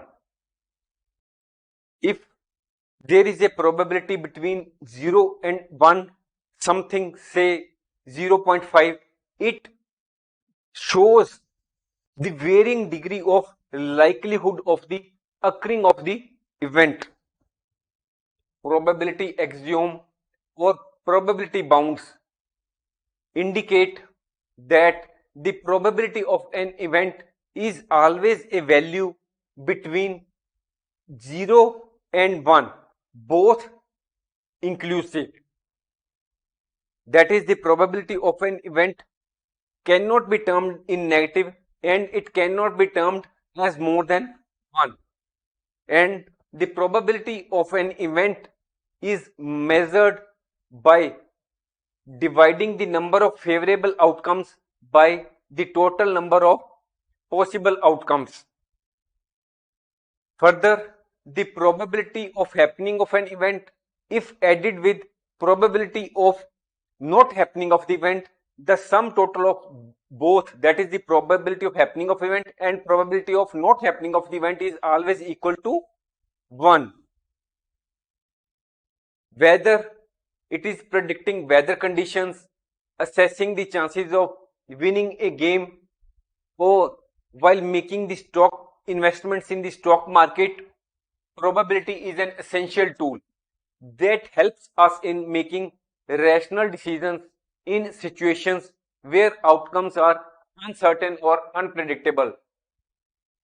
If the weather conditions are such that there is the likelihood of chance and the meteorological department predicts that there are the probability of rain, then naturally we will carry our umbrella with us, or we may postpone going outside because we may not be having any vehicle.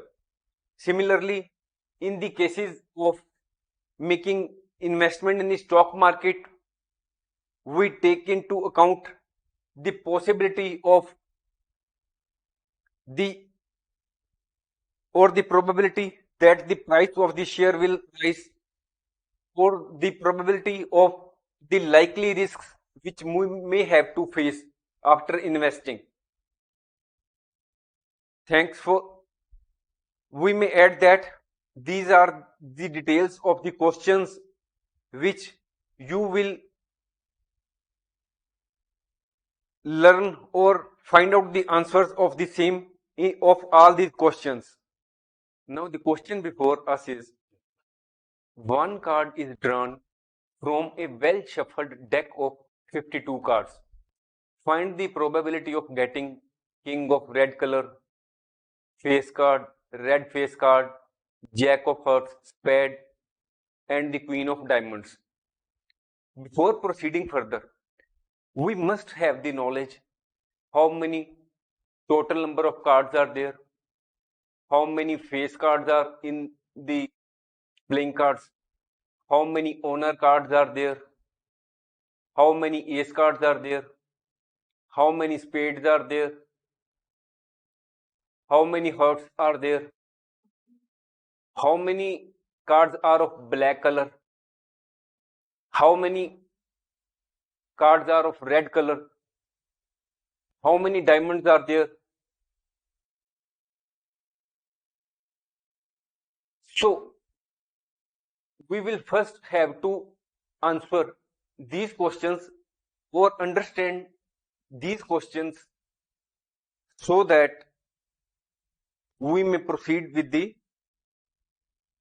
answer of this question.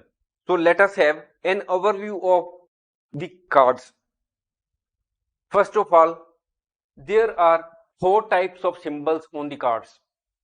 That is, one card may have heart, other may have diamond, other club or spade. That is, there are 4 types of suits in the cards, that is heart, diamond, club and spade.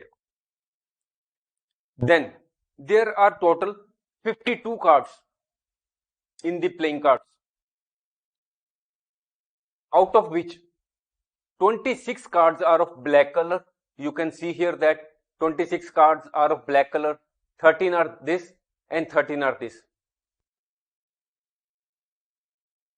Next, 26 cards are of red color. You can see here that 26 cards are black, 26 are red color. Next, out of these 52 cards, 13 cards are spades, which are 13 in number. Hearts, which are of red color, are also 13. Diamonds are also 13. they are of red color. Clubs are black color and they are also 13. To remember which type of cards are red or which type are black, we can remember it as HD. H stands for hearts, D stands for diamond. These are red color. CS means, you can remember it for understanding this concept. CS, you can remember it as computer science. C stands for club, S stands for spades. Clubs and spades are of black color, whereas HD cards, that is hearts and diamonds, are of red color. Next, from this picture, you will find that out of these 52 cards,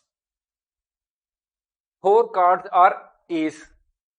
That is, in this cards, there is no card which starts from the digit 1. Instead of that, the cards have A symbol. These are 4 in number and these are called ace cards. These are 4 in number. Next, 2 to 10. These are 9 cards which have bearing on it 2, 3, 4, 5, 6, 7, 8, 9, 10. These are 9 cards. These are spades. These are 9, which are digit cards. So there are 4 lines of these digit cards. These cards are 36 because there are 4 rows. Then Jack, Queen and King. These are called face cards because they have a face on it. This is the face of a Jack. This is Queen. This is Queen. This is King. So these are face cards. These are 12 in number. 4 are Jacks, 4 are Queens, 4 are Kings.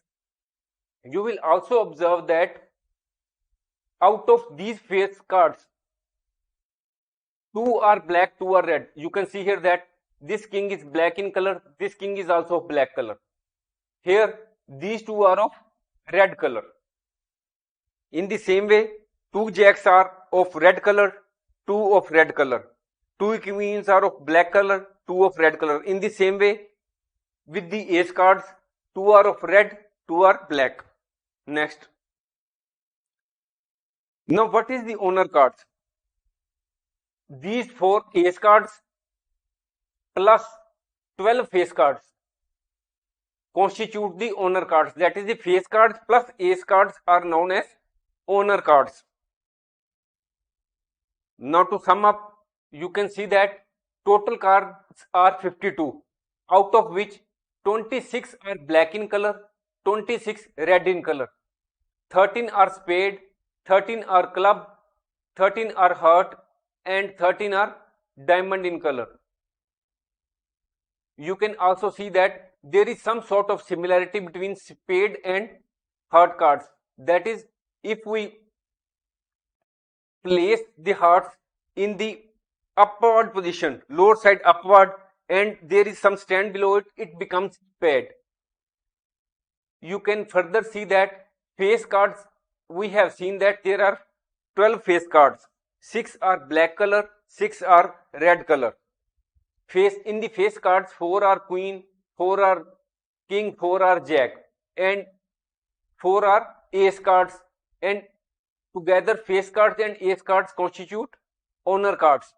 And out of these 16 owner cards, 8 are black in color, 8 are red in color. And the cards which have bearing on it 2 to 10 are called digit cards. These are 36 in number, out of which half are black, half are red in color. We hope we have understood how many cards are there, how many suits of cards are there, how many face cards are there, how many ace cards, how many owner cards. You have understood the same. Now we will proceed with answering the question. Now, what is the question? One card is drawn from a well shuffled deck of 52 cards. That is, out of these 52 cards. Find the probability of getting a king of red color. Now you understand that we have seen that in the cards kings are 4, 4 king, 4 queen, and 4 are jack. So out of these 4 cards, 2 are black in color, 2 are red in color. We have already learnt about the same. So the total number of outcomes or total number of cards oblique outcomes are 52. So the number of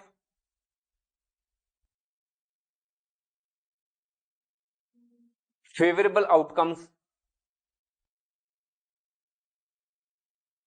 that is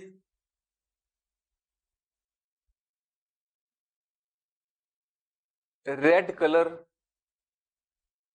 king cards, how many are there? We have find out that these are 2.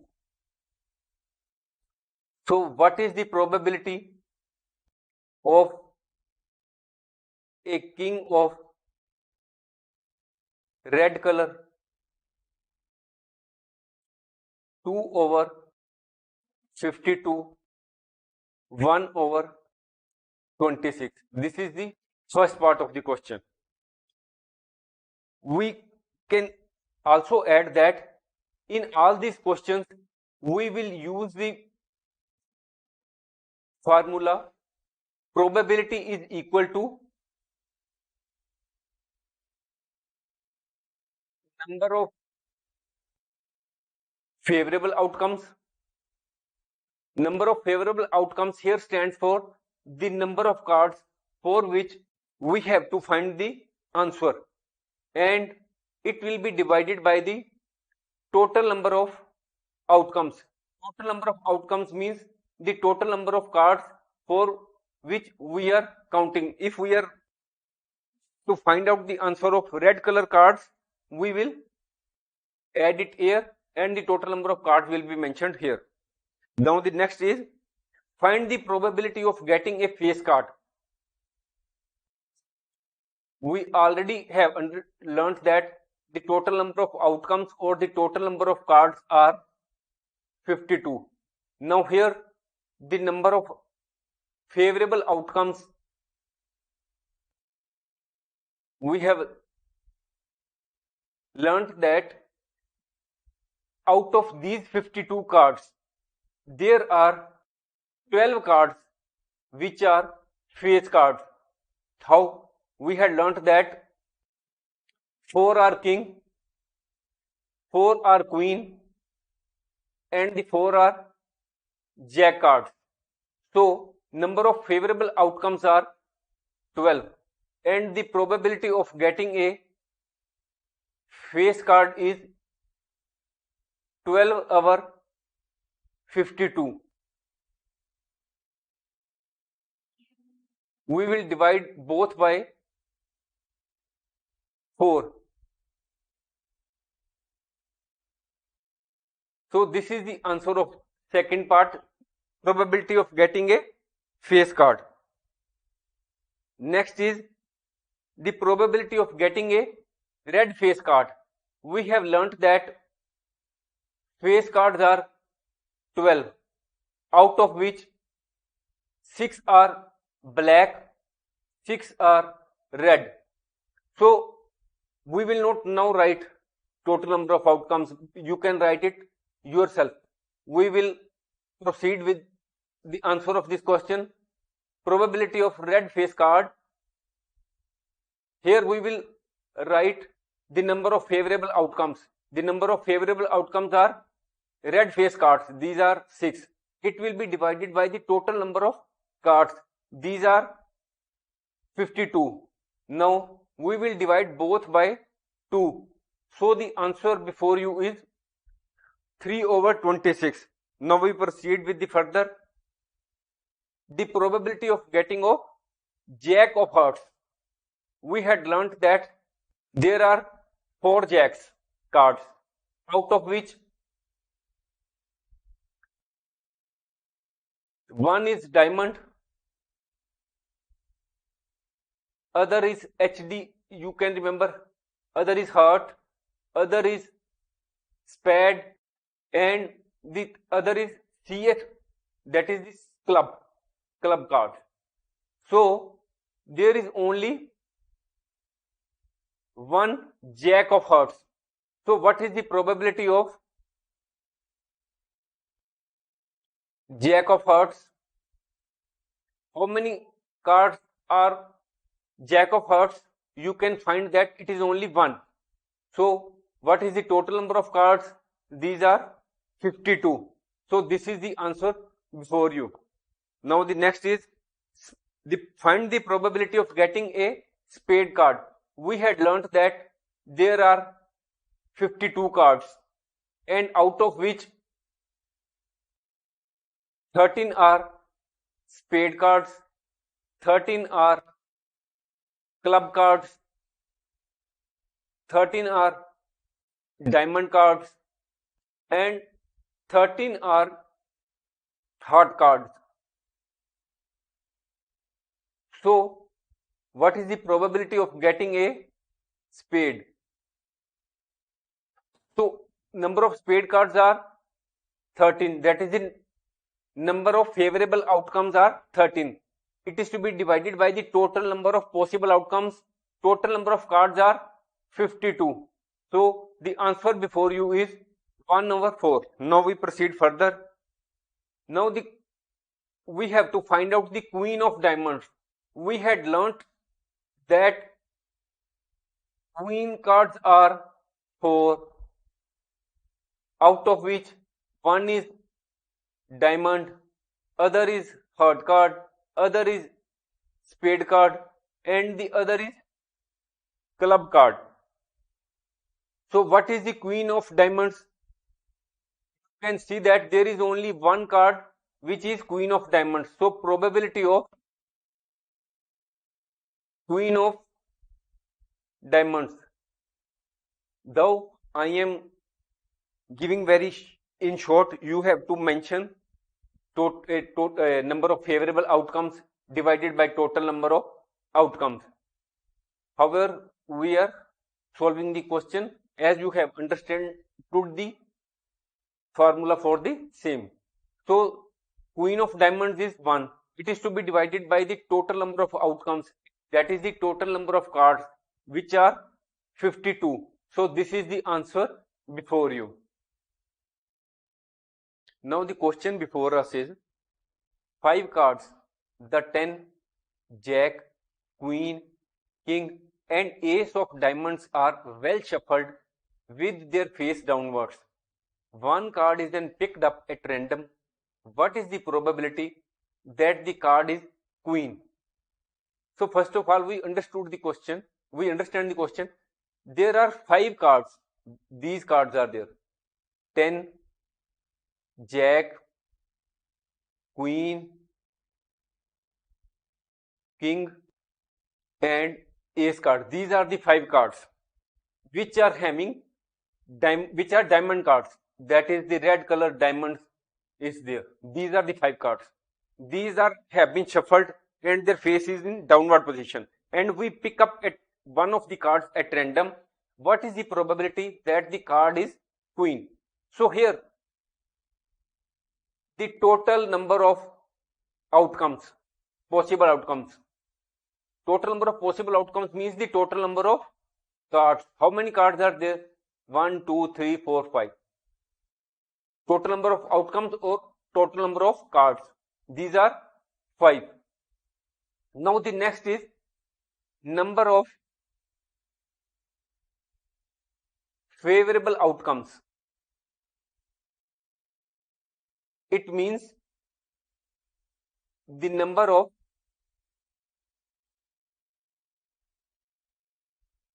queen cards. How many queen cards have been given? That is the queen card which has diamond. it is only one. Out of these 5, only one card is queen card. So what is the probability of getting a queen card?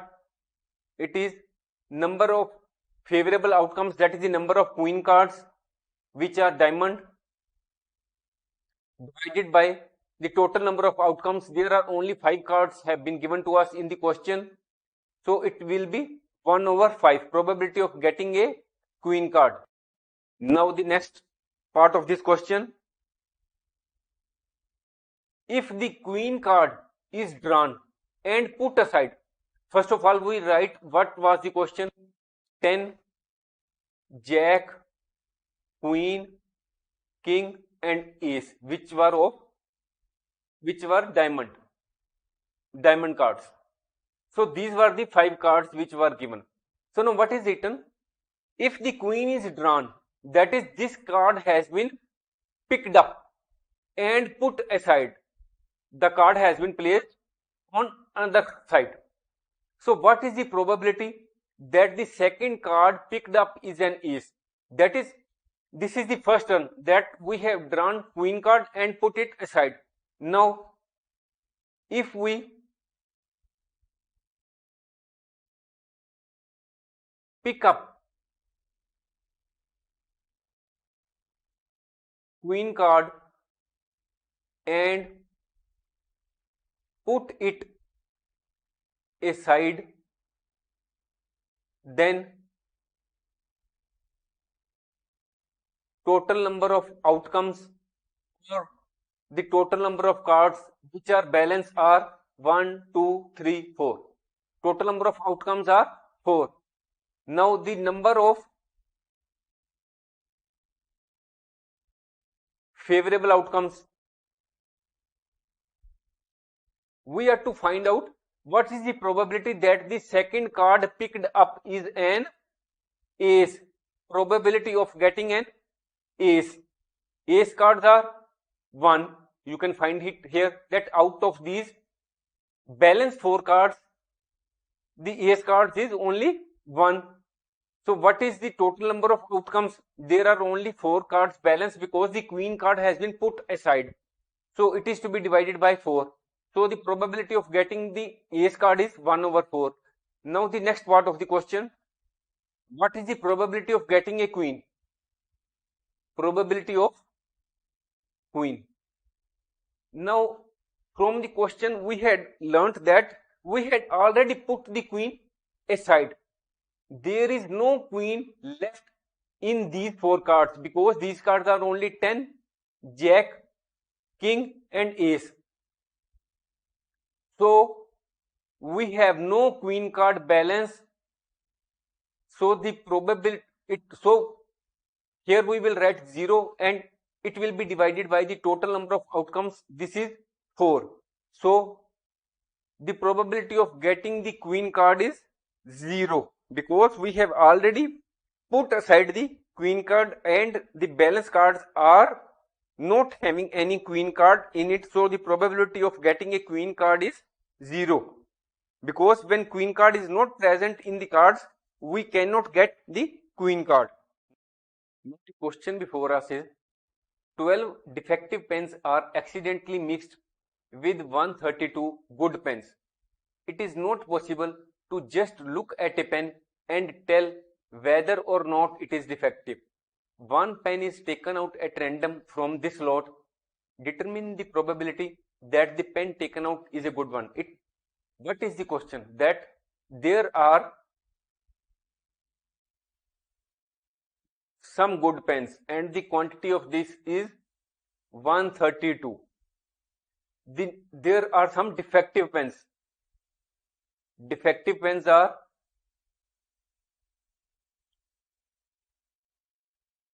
12. Number of good pens, number of defective pens. So how many total pens are there? The total pens are 144, or we can also write it as total number of possible outcomes. That is, if we start picking one pen turn by turn, there will be 144 instances that we can pick up a pen. Now, what is the question? One pen is taken out at random. From out of these 144 pens, we are to pick up one, because by looking at the same, we cannot tell that this pen is defective or is in working condition. Determine the probability that the pen taken out is a good one. So here the number of good pens or the number of favorable outcomes are, here we will mention good pens. These are 132. So the probability of getting a good pen is equal to number of favorable outcomes. These are 132. That is the number of good pens will be taken above, and it will be divided by total number of pens or total number of possible outcomes. Here we will divide it by 2. It will come 66 over 72. We will again divide it by 2. It will come 33 divided by 36. We will again divide it by 3. It will be 11 divided by 12. This is the answer before you. Now the question before us is, a lot of 20 bulbs contain 4 defective ones. One bulb is drawn at random from the lot. What is the probability that this bulb is defective? You must understand this question very carefully, because here the bulbs given are lot of bulbs. That is, it does not mean that the 20 bulbs are good and 4 are defective and the total bulbs will come as 20 plus 4 24. This will be wrong. Here it is given that lot of bulbs, that is the number of bulbs in the lot. These are 20. We can write it as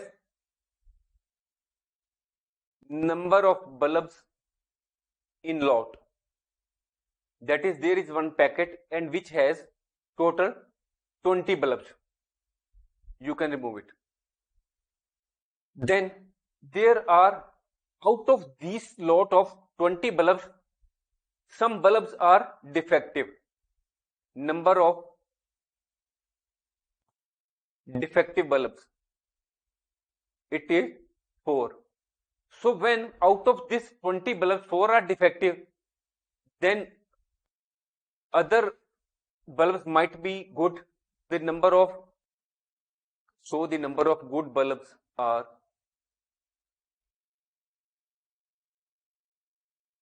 when we subtract 4 from 20, the answer is 16. So now, what is the probability that the bulb is defective? So here the total number of outcomes are, or the total number of bulbs are, which are in the lot 20. So the number of favorable outcomes, here the favorable outcomes means the number of defective bulbs.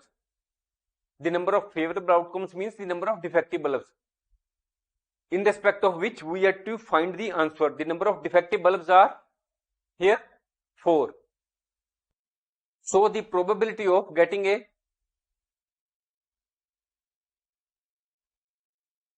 defective bulb is number of defective bulbs divided by total number of bulbs, or number of favorable outcomes divided by total number of outcomes, and it is 1 over 5.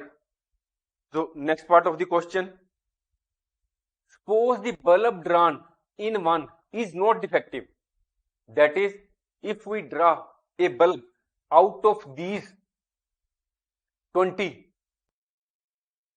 the bulb is, suppose it is good and it is not replaced, that is, we do not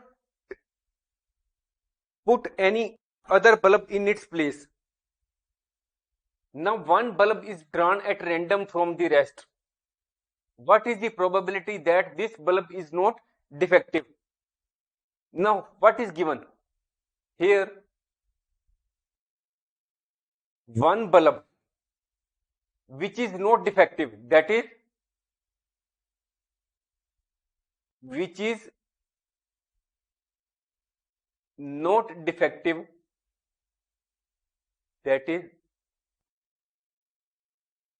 good bulb. Here one bulb which is not defective, that is the good bulb, has been drawn and not replaced. So the number of balance good bulbs, we had learnt that there were 16 good bulbs. So now the number of balanced good bulbs are 15. The number of defective bulbs, these remain the same. Defective bulbs are 4. So now total number of bulbs are, or the total number of outcomes in this position when one bulb which is good has been drawn and not replaced are 15 plus 4, it is 19. So what is the probability that the bulb is not defective? That is, here we will calculate the probability that the bulb is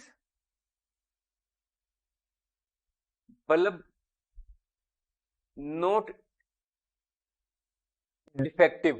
It means here we will have to mention the number of bulbs which are in good condition. So here the number of bulbs which are in good condition are 15 and the total number of outcomes or the total number of bulbs in the new scenario are 19. So this is the answer before you. We can also write in here that probability of getting a good bulb. Now the next question is, a box contains 90 discs. These are 90 discs, 1 to 90, which are numbered 1 to 90. That is, on each disc numbers have been given on the back side, 1 2 3 4, in the same way up to 90. One disc is drawn at random from the box. That is, in the box there are 90 discs and on all the discs the numbers have been mentioned and we draw a disc at random. What is the probability that it bears a 2-digit number? What it means? Suppose these are the digits 1 2 4 5 6 7 8 9 10 and then 11 12 13 14 and all these are up to 90. So here we have to find out the probability that it bears a 2-digit number. That is, these are the digits up to 9 which are a single digit number, and from 10 onwards up to 90 all the discs have the number which are in 2 digit, that is 10 11 12 13 14 15 16 and so on up to 90. All the discs are 2-digit number. So here we will mention total number of possible outcomes or the total number of discs are 90. Now the number of favorable outcomes or the discs having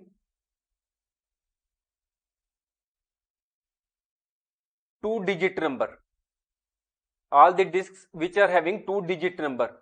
So if we, out of this 90, we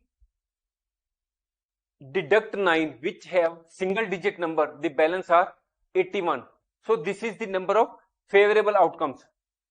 This is the 81. So what is the probability of getting a 2-digit number disk?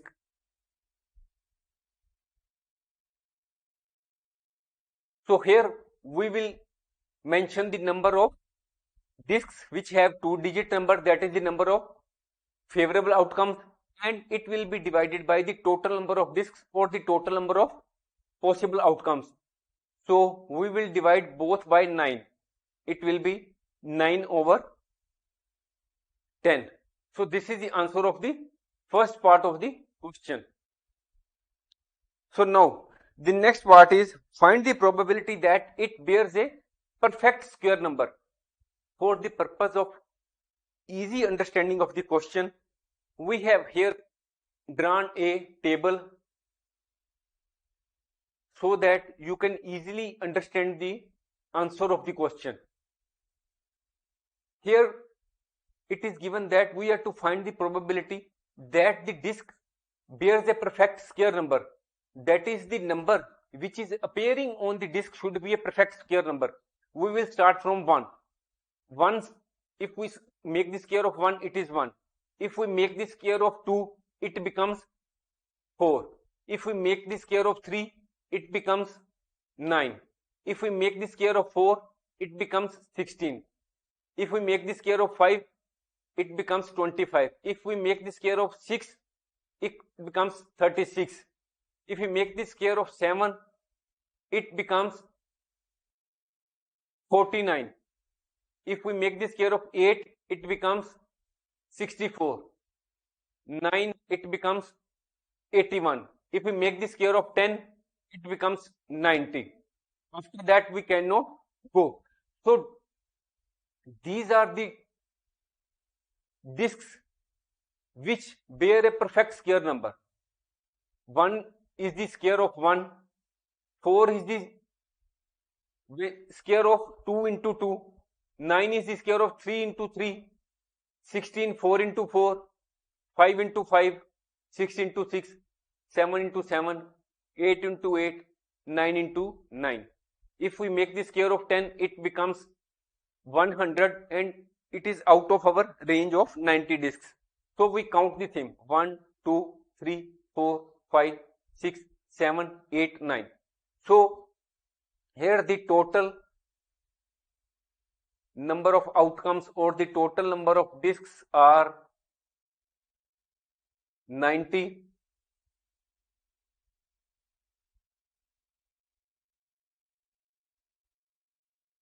Number of favorable outcomes, that is the number of disks having a perfect square number, are 9. Probability of disk having a perfect square number is equal to 9/90, that is 1/2. This is the second part of the question. Now next, what is the probability that the disk bears a number divisible by 5?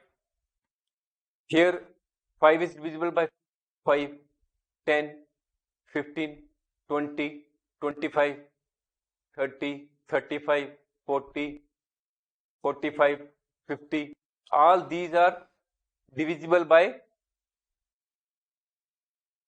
5. If you count the same, it will be 90. In other words, we can also divide 90 by 5 and it will be 18. So if you also count the same one by one, all these, it will be 18 in number. So probability that the disk bears a number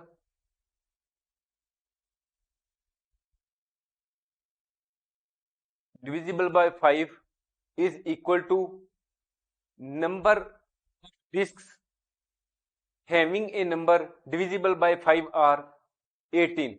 That is the number of favorable outcomes are 18, which we have counted here, all these, where we have marked in circle or in this position. So the total number of outcomes or the total number of discs are 90. So it is 1 over 5. This is the answer of the third part of the question. Now the question before us is, a child has a die whose 6 faces show the letters as given below. These are the letters. The die is thrown once. What is the probability of getting A and D? Normally, the die. What is the meaning of die? Die has been shown this. If it is a single piece, then it is known as die. When there are more than one pieces of the die, they are known as dice. So there is no difference between die or dice. These are only the difference between the two is only singular and plural. Die is singular word of a particular item, and the dice is the plural of the same. Normally, the die or dice has these type of dots on it, that is 1 to 6. But here the die has different things appearing on it. Here the letters are appearing on it.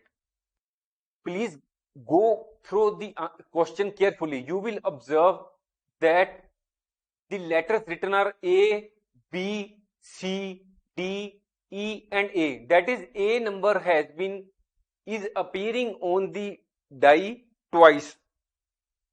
So we will now solve the question. Total number of outcomes. The total number of faces are 1, 2, 3, 4, 5, 6. Now we will solve the first part of the question. What is the probability of getting A? Number of favorable outcomes. That is the number of faces having letter A. Two faces have the letters A on it. So the number of favorable outcomes are 2. So what is the probability of getting A? It is 2 over 6. Or we get the answer 1 over 3. Now the next part. Here the number of favorable outcomes are, in this question D is appearing, D face is appearing only once. So the number of favorable outcomes are 1. So what is the probability of getting a face with letter D?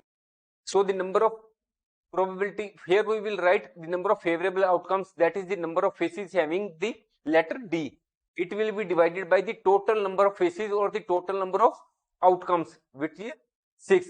So this is the answer of the second part. Next question. Suppose you drop a die. As already told that die and dice are the refer to the same object. Die is a singular word, whereas dice is the name of the same object, but it is plural of the same object. Suppose you drop a die at random on the rectangular region shown in the figure. That is, if you have a die, you drop it on the rectangular figure, what is the probability that it will land inside the circle? That is, it will land here with a diameter of 1. Here, from here to here, it is known as diameter, which is 1 meter. So now we are to first find out, we will write what is given. Diameter is given of the circle. Diameter given is 1 meter. You know that the radius is 1/2 of the diameter. So diameter divided by 2. So 1/2 meter, that is 0.5 meter is the radius. So to find out the probability of landing of the die inside the circle, here we will have to find out the probability of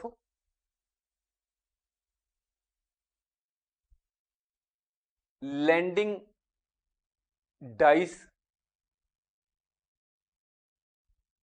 inside circle. How will we calculate it? Here, the area of the circle will have to be taken on the upper side. So what will be the on the lower side? Total area of the total area, that is the area of rectangle. Here it will be known as favorable outcome, this area, and this total area will be known as total number of favorable outcomes. We normally use the formula number of favorable outcomes divided by total number of outcomes. Here, because the area has been given, here we will find out the favorable area divided by total area. So to find out the area of the circle,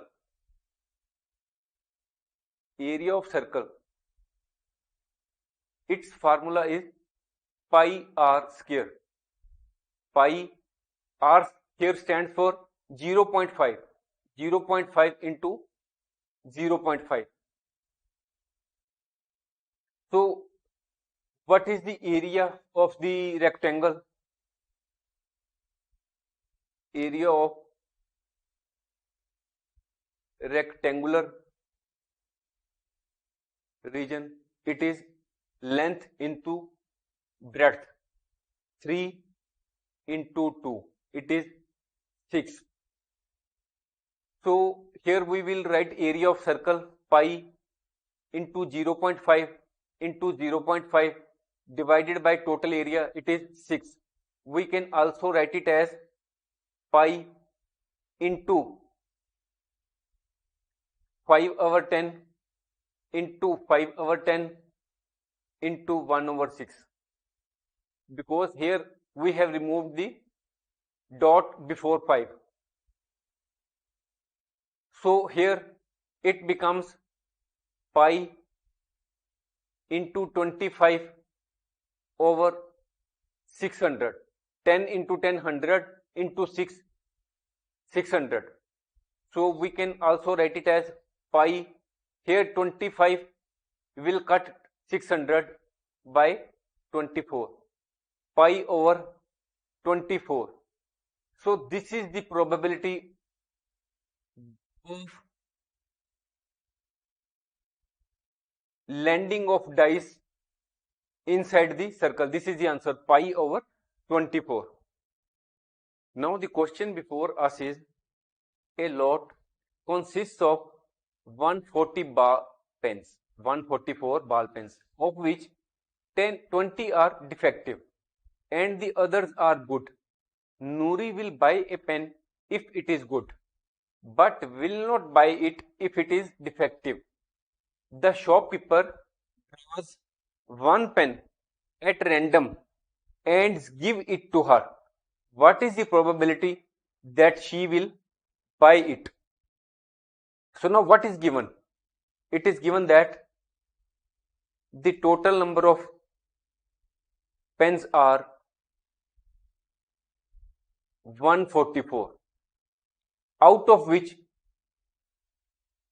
some pens are defective. Number of defective pens are 20. And the others are good. So now the number of good pens are 124. If we deduct 20 from the total lot of 144, the good pens will arrive at. So the number of good pens are 124. So now what is written? Noori will buy a pen if it is good. Noori will buy a pen if it is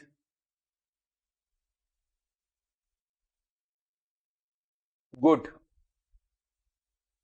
So now we have to calculate probability Noori will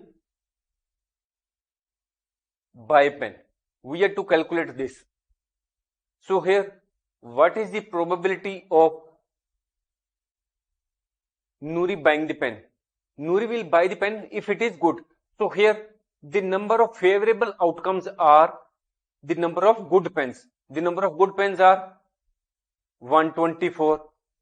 And what is the total number of pens or the total number of possible outcomes? These are 144. We will divide both by 2. It comes 62 divided by 72. We again divide it by 2. It becomes 31 over 36. So Noori will buy pen. Its probability is 31/36. This is answer of the first part of the question. So now, what is the probability that it will not buy it? Here we are to find probability Noori will not buy the pen. So here, what is the number of favorable outcomes? Here the number of favorable outcomes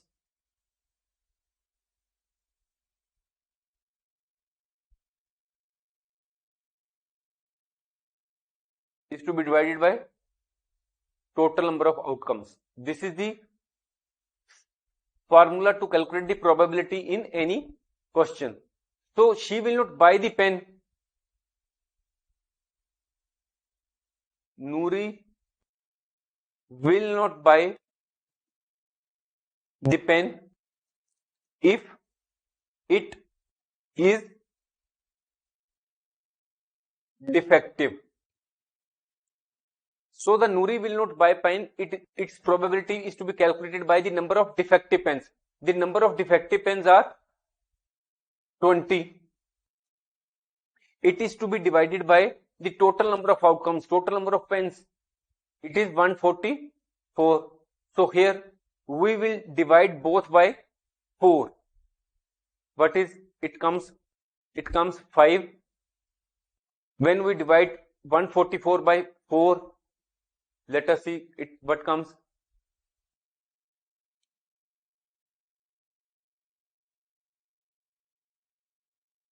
It comes 36. 5 over 36. This is the probability that Noori will not buy the pen. Now the question before us is, a game consists of tossing a 1 rupee coin 3 times and noting its outcome each time. Hanif wins if all the tosses give the same result, that is 3 heads, 3 tails, and losses otherwise. Calculate the probability that Hanif will lose the game. So what is given in the question? That there is 1 rupee coin and it is tossed 3 times. So suppose there is 1 rupee coin and it is tossed 3 times. This is the first time, this is second time, this is the third time. So what are the possible outcomes? It may be possible that on all the 3 occasions he may get head. Then in the second time, it is possible that on 2 occasions he gets head and tail in the third. Then in the third time, when the 1 rupee coin is tossed for 3 times, there may be head, tail, head. And then on another occasion, there may be tail, head and head. Then on the 5th time, there may be tail on all the 3 occasions. Then there may be tail, tail and head. Then tail, head, tail. And then there may be head, tail and tail. So these are the possible outcomes when a 1 rupee coin is tossed 3 times and many times. So these may be some possible outcomes. So here, what are the total number of outcomes? Let us count the same. 1, 2, 3, 4, 5, 6, 7, 8. These are the 5 possible outcomes. So now Hanif will lose the game. We are to find out probability. Hanif will lose the game. Here we are to find out the number of favorable outcomes.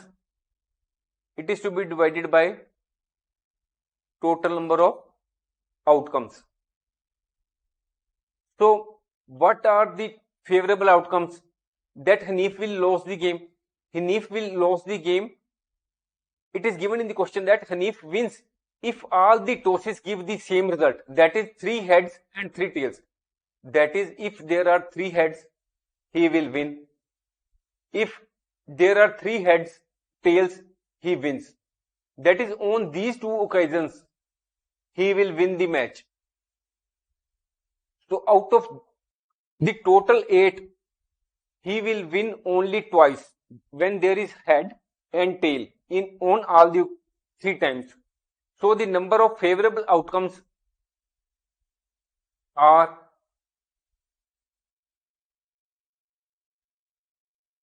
except these 2. The other are 1, 2, 3, 4, 5, 6. The number of favorable outcomes are 6. When he will lose the game. Number of times Hanif will lose the game are 6. It will be divided by 8. So the answer before us is 3/4. This is the probability. Now the question before us is, a die is numbered in such a way that its faces show the numbers 1, 2, 2, 3, 3, 6. It is thrown 2 times and the total score in 2 throws is noted. Complete the following table which gives a few values of the total score on the 2 throws. First of all, we must understand the meaning of die. It is this object which we use in games. Die is the singular word dice. If there is only one single piece, it is known as die, whereas if there are more than 1 pieces of this, it is known as dice. So there is no difference between die or dice. So now here it is given that dice or die has the numbers 1, 2, 2, 3, 3, 6. Normally the dice has these types of appearances on its face, which range from 1 to 6. But here in this dice, the numbers have been changed. Normally it may be written 1, 2, 3, 4, 5, 6. But here the numbers have been changed. Now this dice is thrown 2 times. and the total score in 2 throws is noted. How it is noted? We understand it from the table. Suppose it is thrown first time, it comes 1. Then it is thrown second time, it comes 1. So the total of 2, 1 plus 1 has been given. Suppose here die is thrown once, it comes 2. And the die is thrown for the second time, it comes 1. So here the total of these two. In the same way, if the die is thrown for the first time, the outcome comes 3. And if it is thrown for the second time, it comes 1. And the total of 2 is given. So in this way, we are to complete the table. Here, these 2 rows are complete. We are to complete the next. So 2 plus 1, 3, 2 plus 2, 4, 2 plus 2, 4, 2 plus 3, 5, 2 plus 3, 5, 2 plus 6, 8, 3. We had to add 3. 3, 1, 4, 3, 2, 5, 3, 2, 5, 3, 3, 6, 3, 3, 6, 3, 6, 9. 3 plus 1. Here we have to add 3 to all these. 3 plus 1, 4, 5, 5, 6, 6, 9. Here the table has been completed. Now we will proceed further. What is the probability that the total score is even? We have now completed this table and shown it in full form. What is the probability that the total score is even? Now, first of all, we must understand what is the meaning of even. Even numbers are those numbers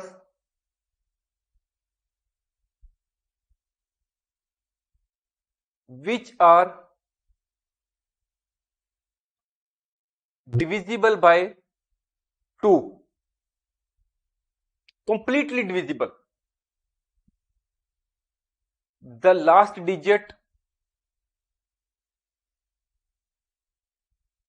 of an even number is either 0, 2, 4, 6 or 8. Last digit of the even number may be any one of these 5. 0, 2, 4, 5, 6, 8. Even numbers are those which are completely divisible by 2. Now, we can calculate the probability of getting an even number. So, first of all, we will find out the number of favorable outcomes. Number of favorable outcomes means those numbers which are even. We will find out the even numbers 2, 4, 4, 4, 4, 8, 4, 4, 8, 4, 5, 5, 6, 6, 9 is not a even number. 4, 5, 5 not an even number. 6, 6, 9 not, 7 is not an even number. 8, 8 and 12. We calculate the even numbers 1, 2, 3, 4, 5, 6, 7, 8, 9, 12, 11, 13, 14, 15, 16, 17. No. We again calculate, there seems to be some mistake. 1, 2, 3, 4, 5, 6, 7, 8, 9, 10, 11, 12, 13, 14, 15, 16, 17, 18. These are 18. So the number of favorable outcomes are 18, where there are even numbers. And this is to be divided by the total number of possible outcomes. Total number of possible outcomes are, here these are 6 and it has been multiplied 6 times. So 6 into 6, 36. You can also count the same. These are 6 and there are 6 rows. 6 into 6. These are the total number of possible outcomes. So here the probability of getting an even number is, total score is even. Probability of total score is even is 1 over 2. This is the answer, that the total score is even. Out of the 2 throws, the total score is even. Next is, what is the probability that the total score is 6? We find out the same, 2, 3, 3, 3, 4, 4, 7, 3, 4, 4, 5, 5, 8. Here we have to find out only where the total score out of these 2 throws is 6. 3, 5, 5, 8, 4, 5, 5, 6. This is 6. This is 6. 9, 4, 5, 5, 6. Here it is 6.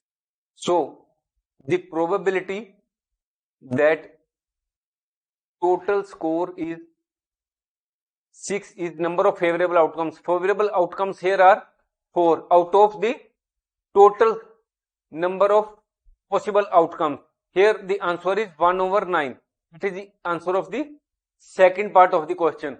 Now, what is the probability that the total score is at least 6? What is the meaning of at least 6? At least 6 means equal to or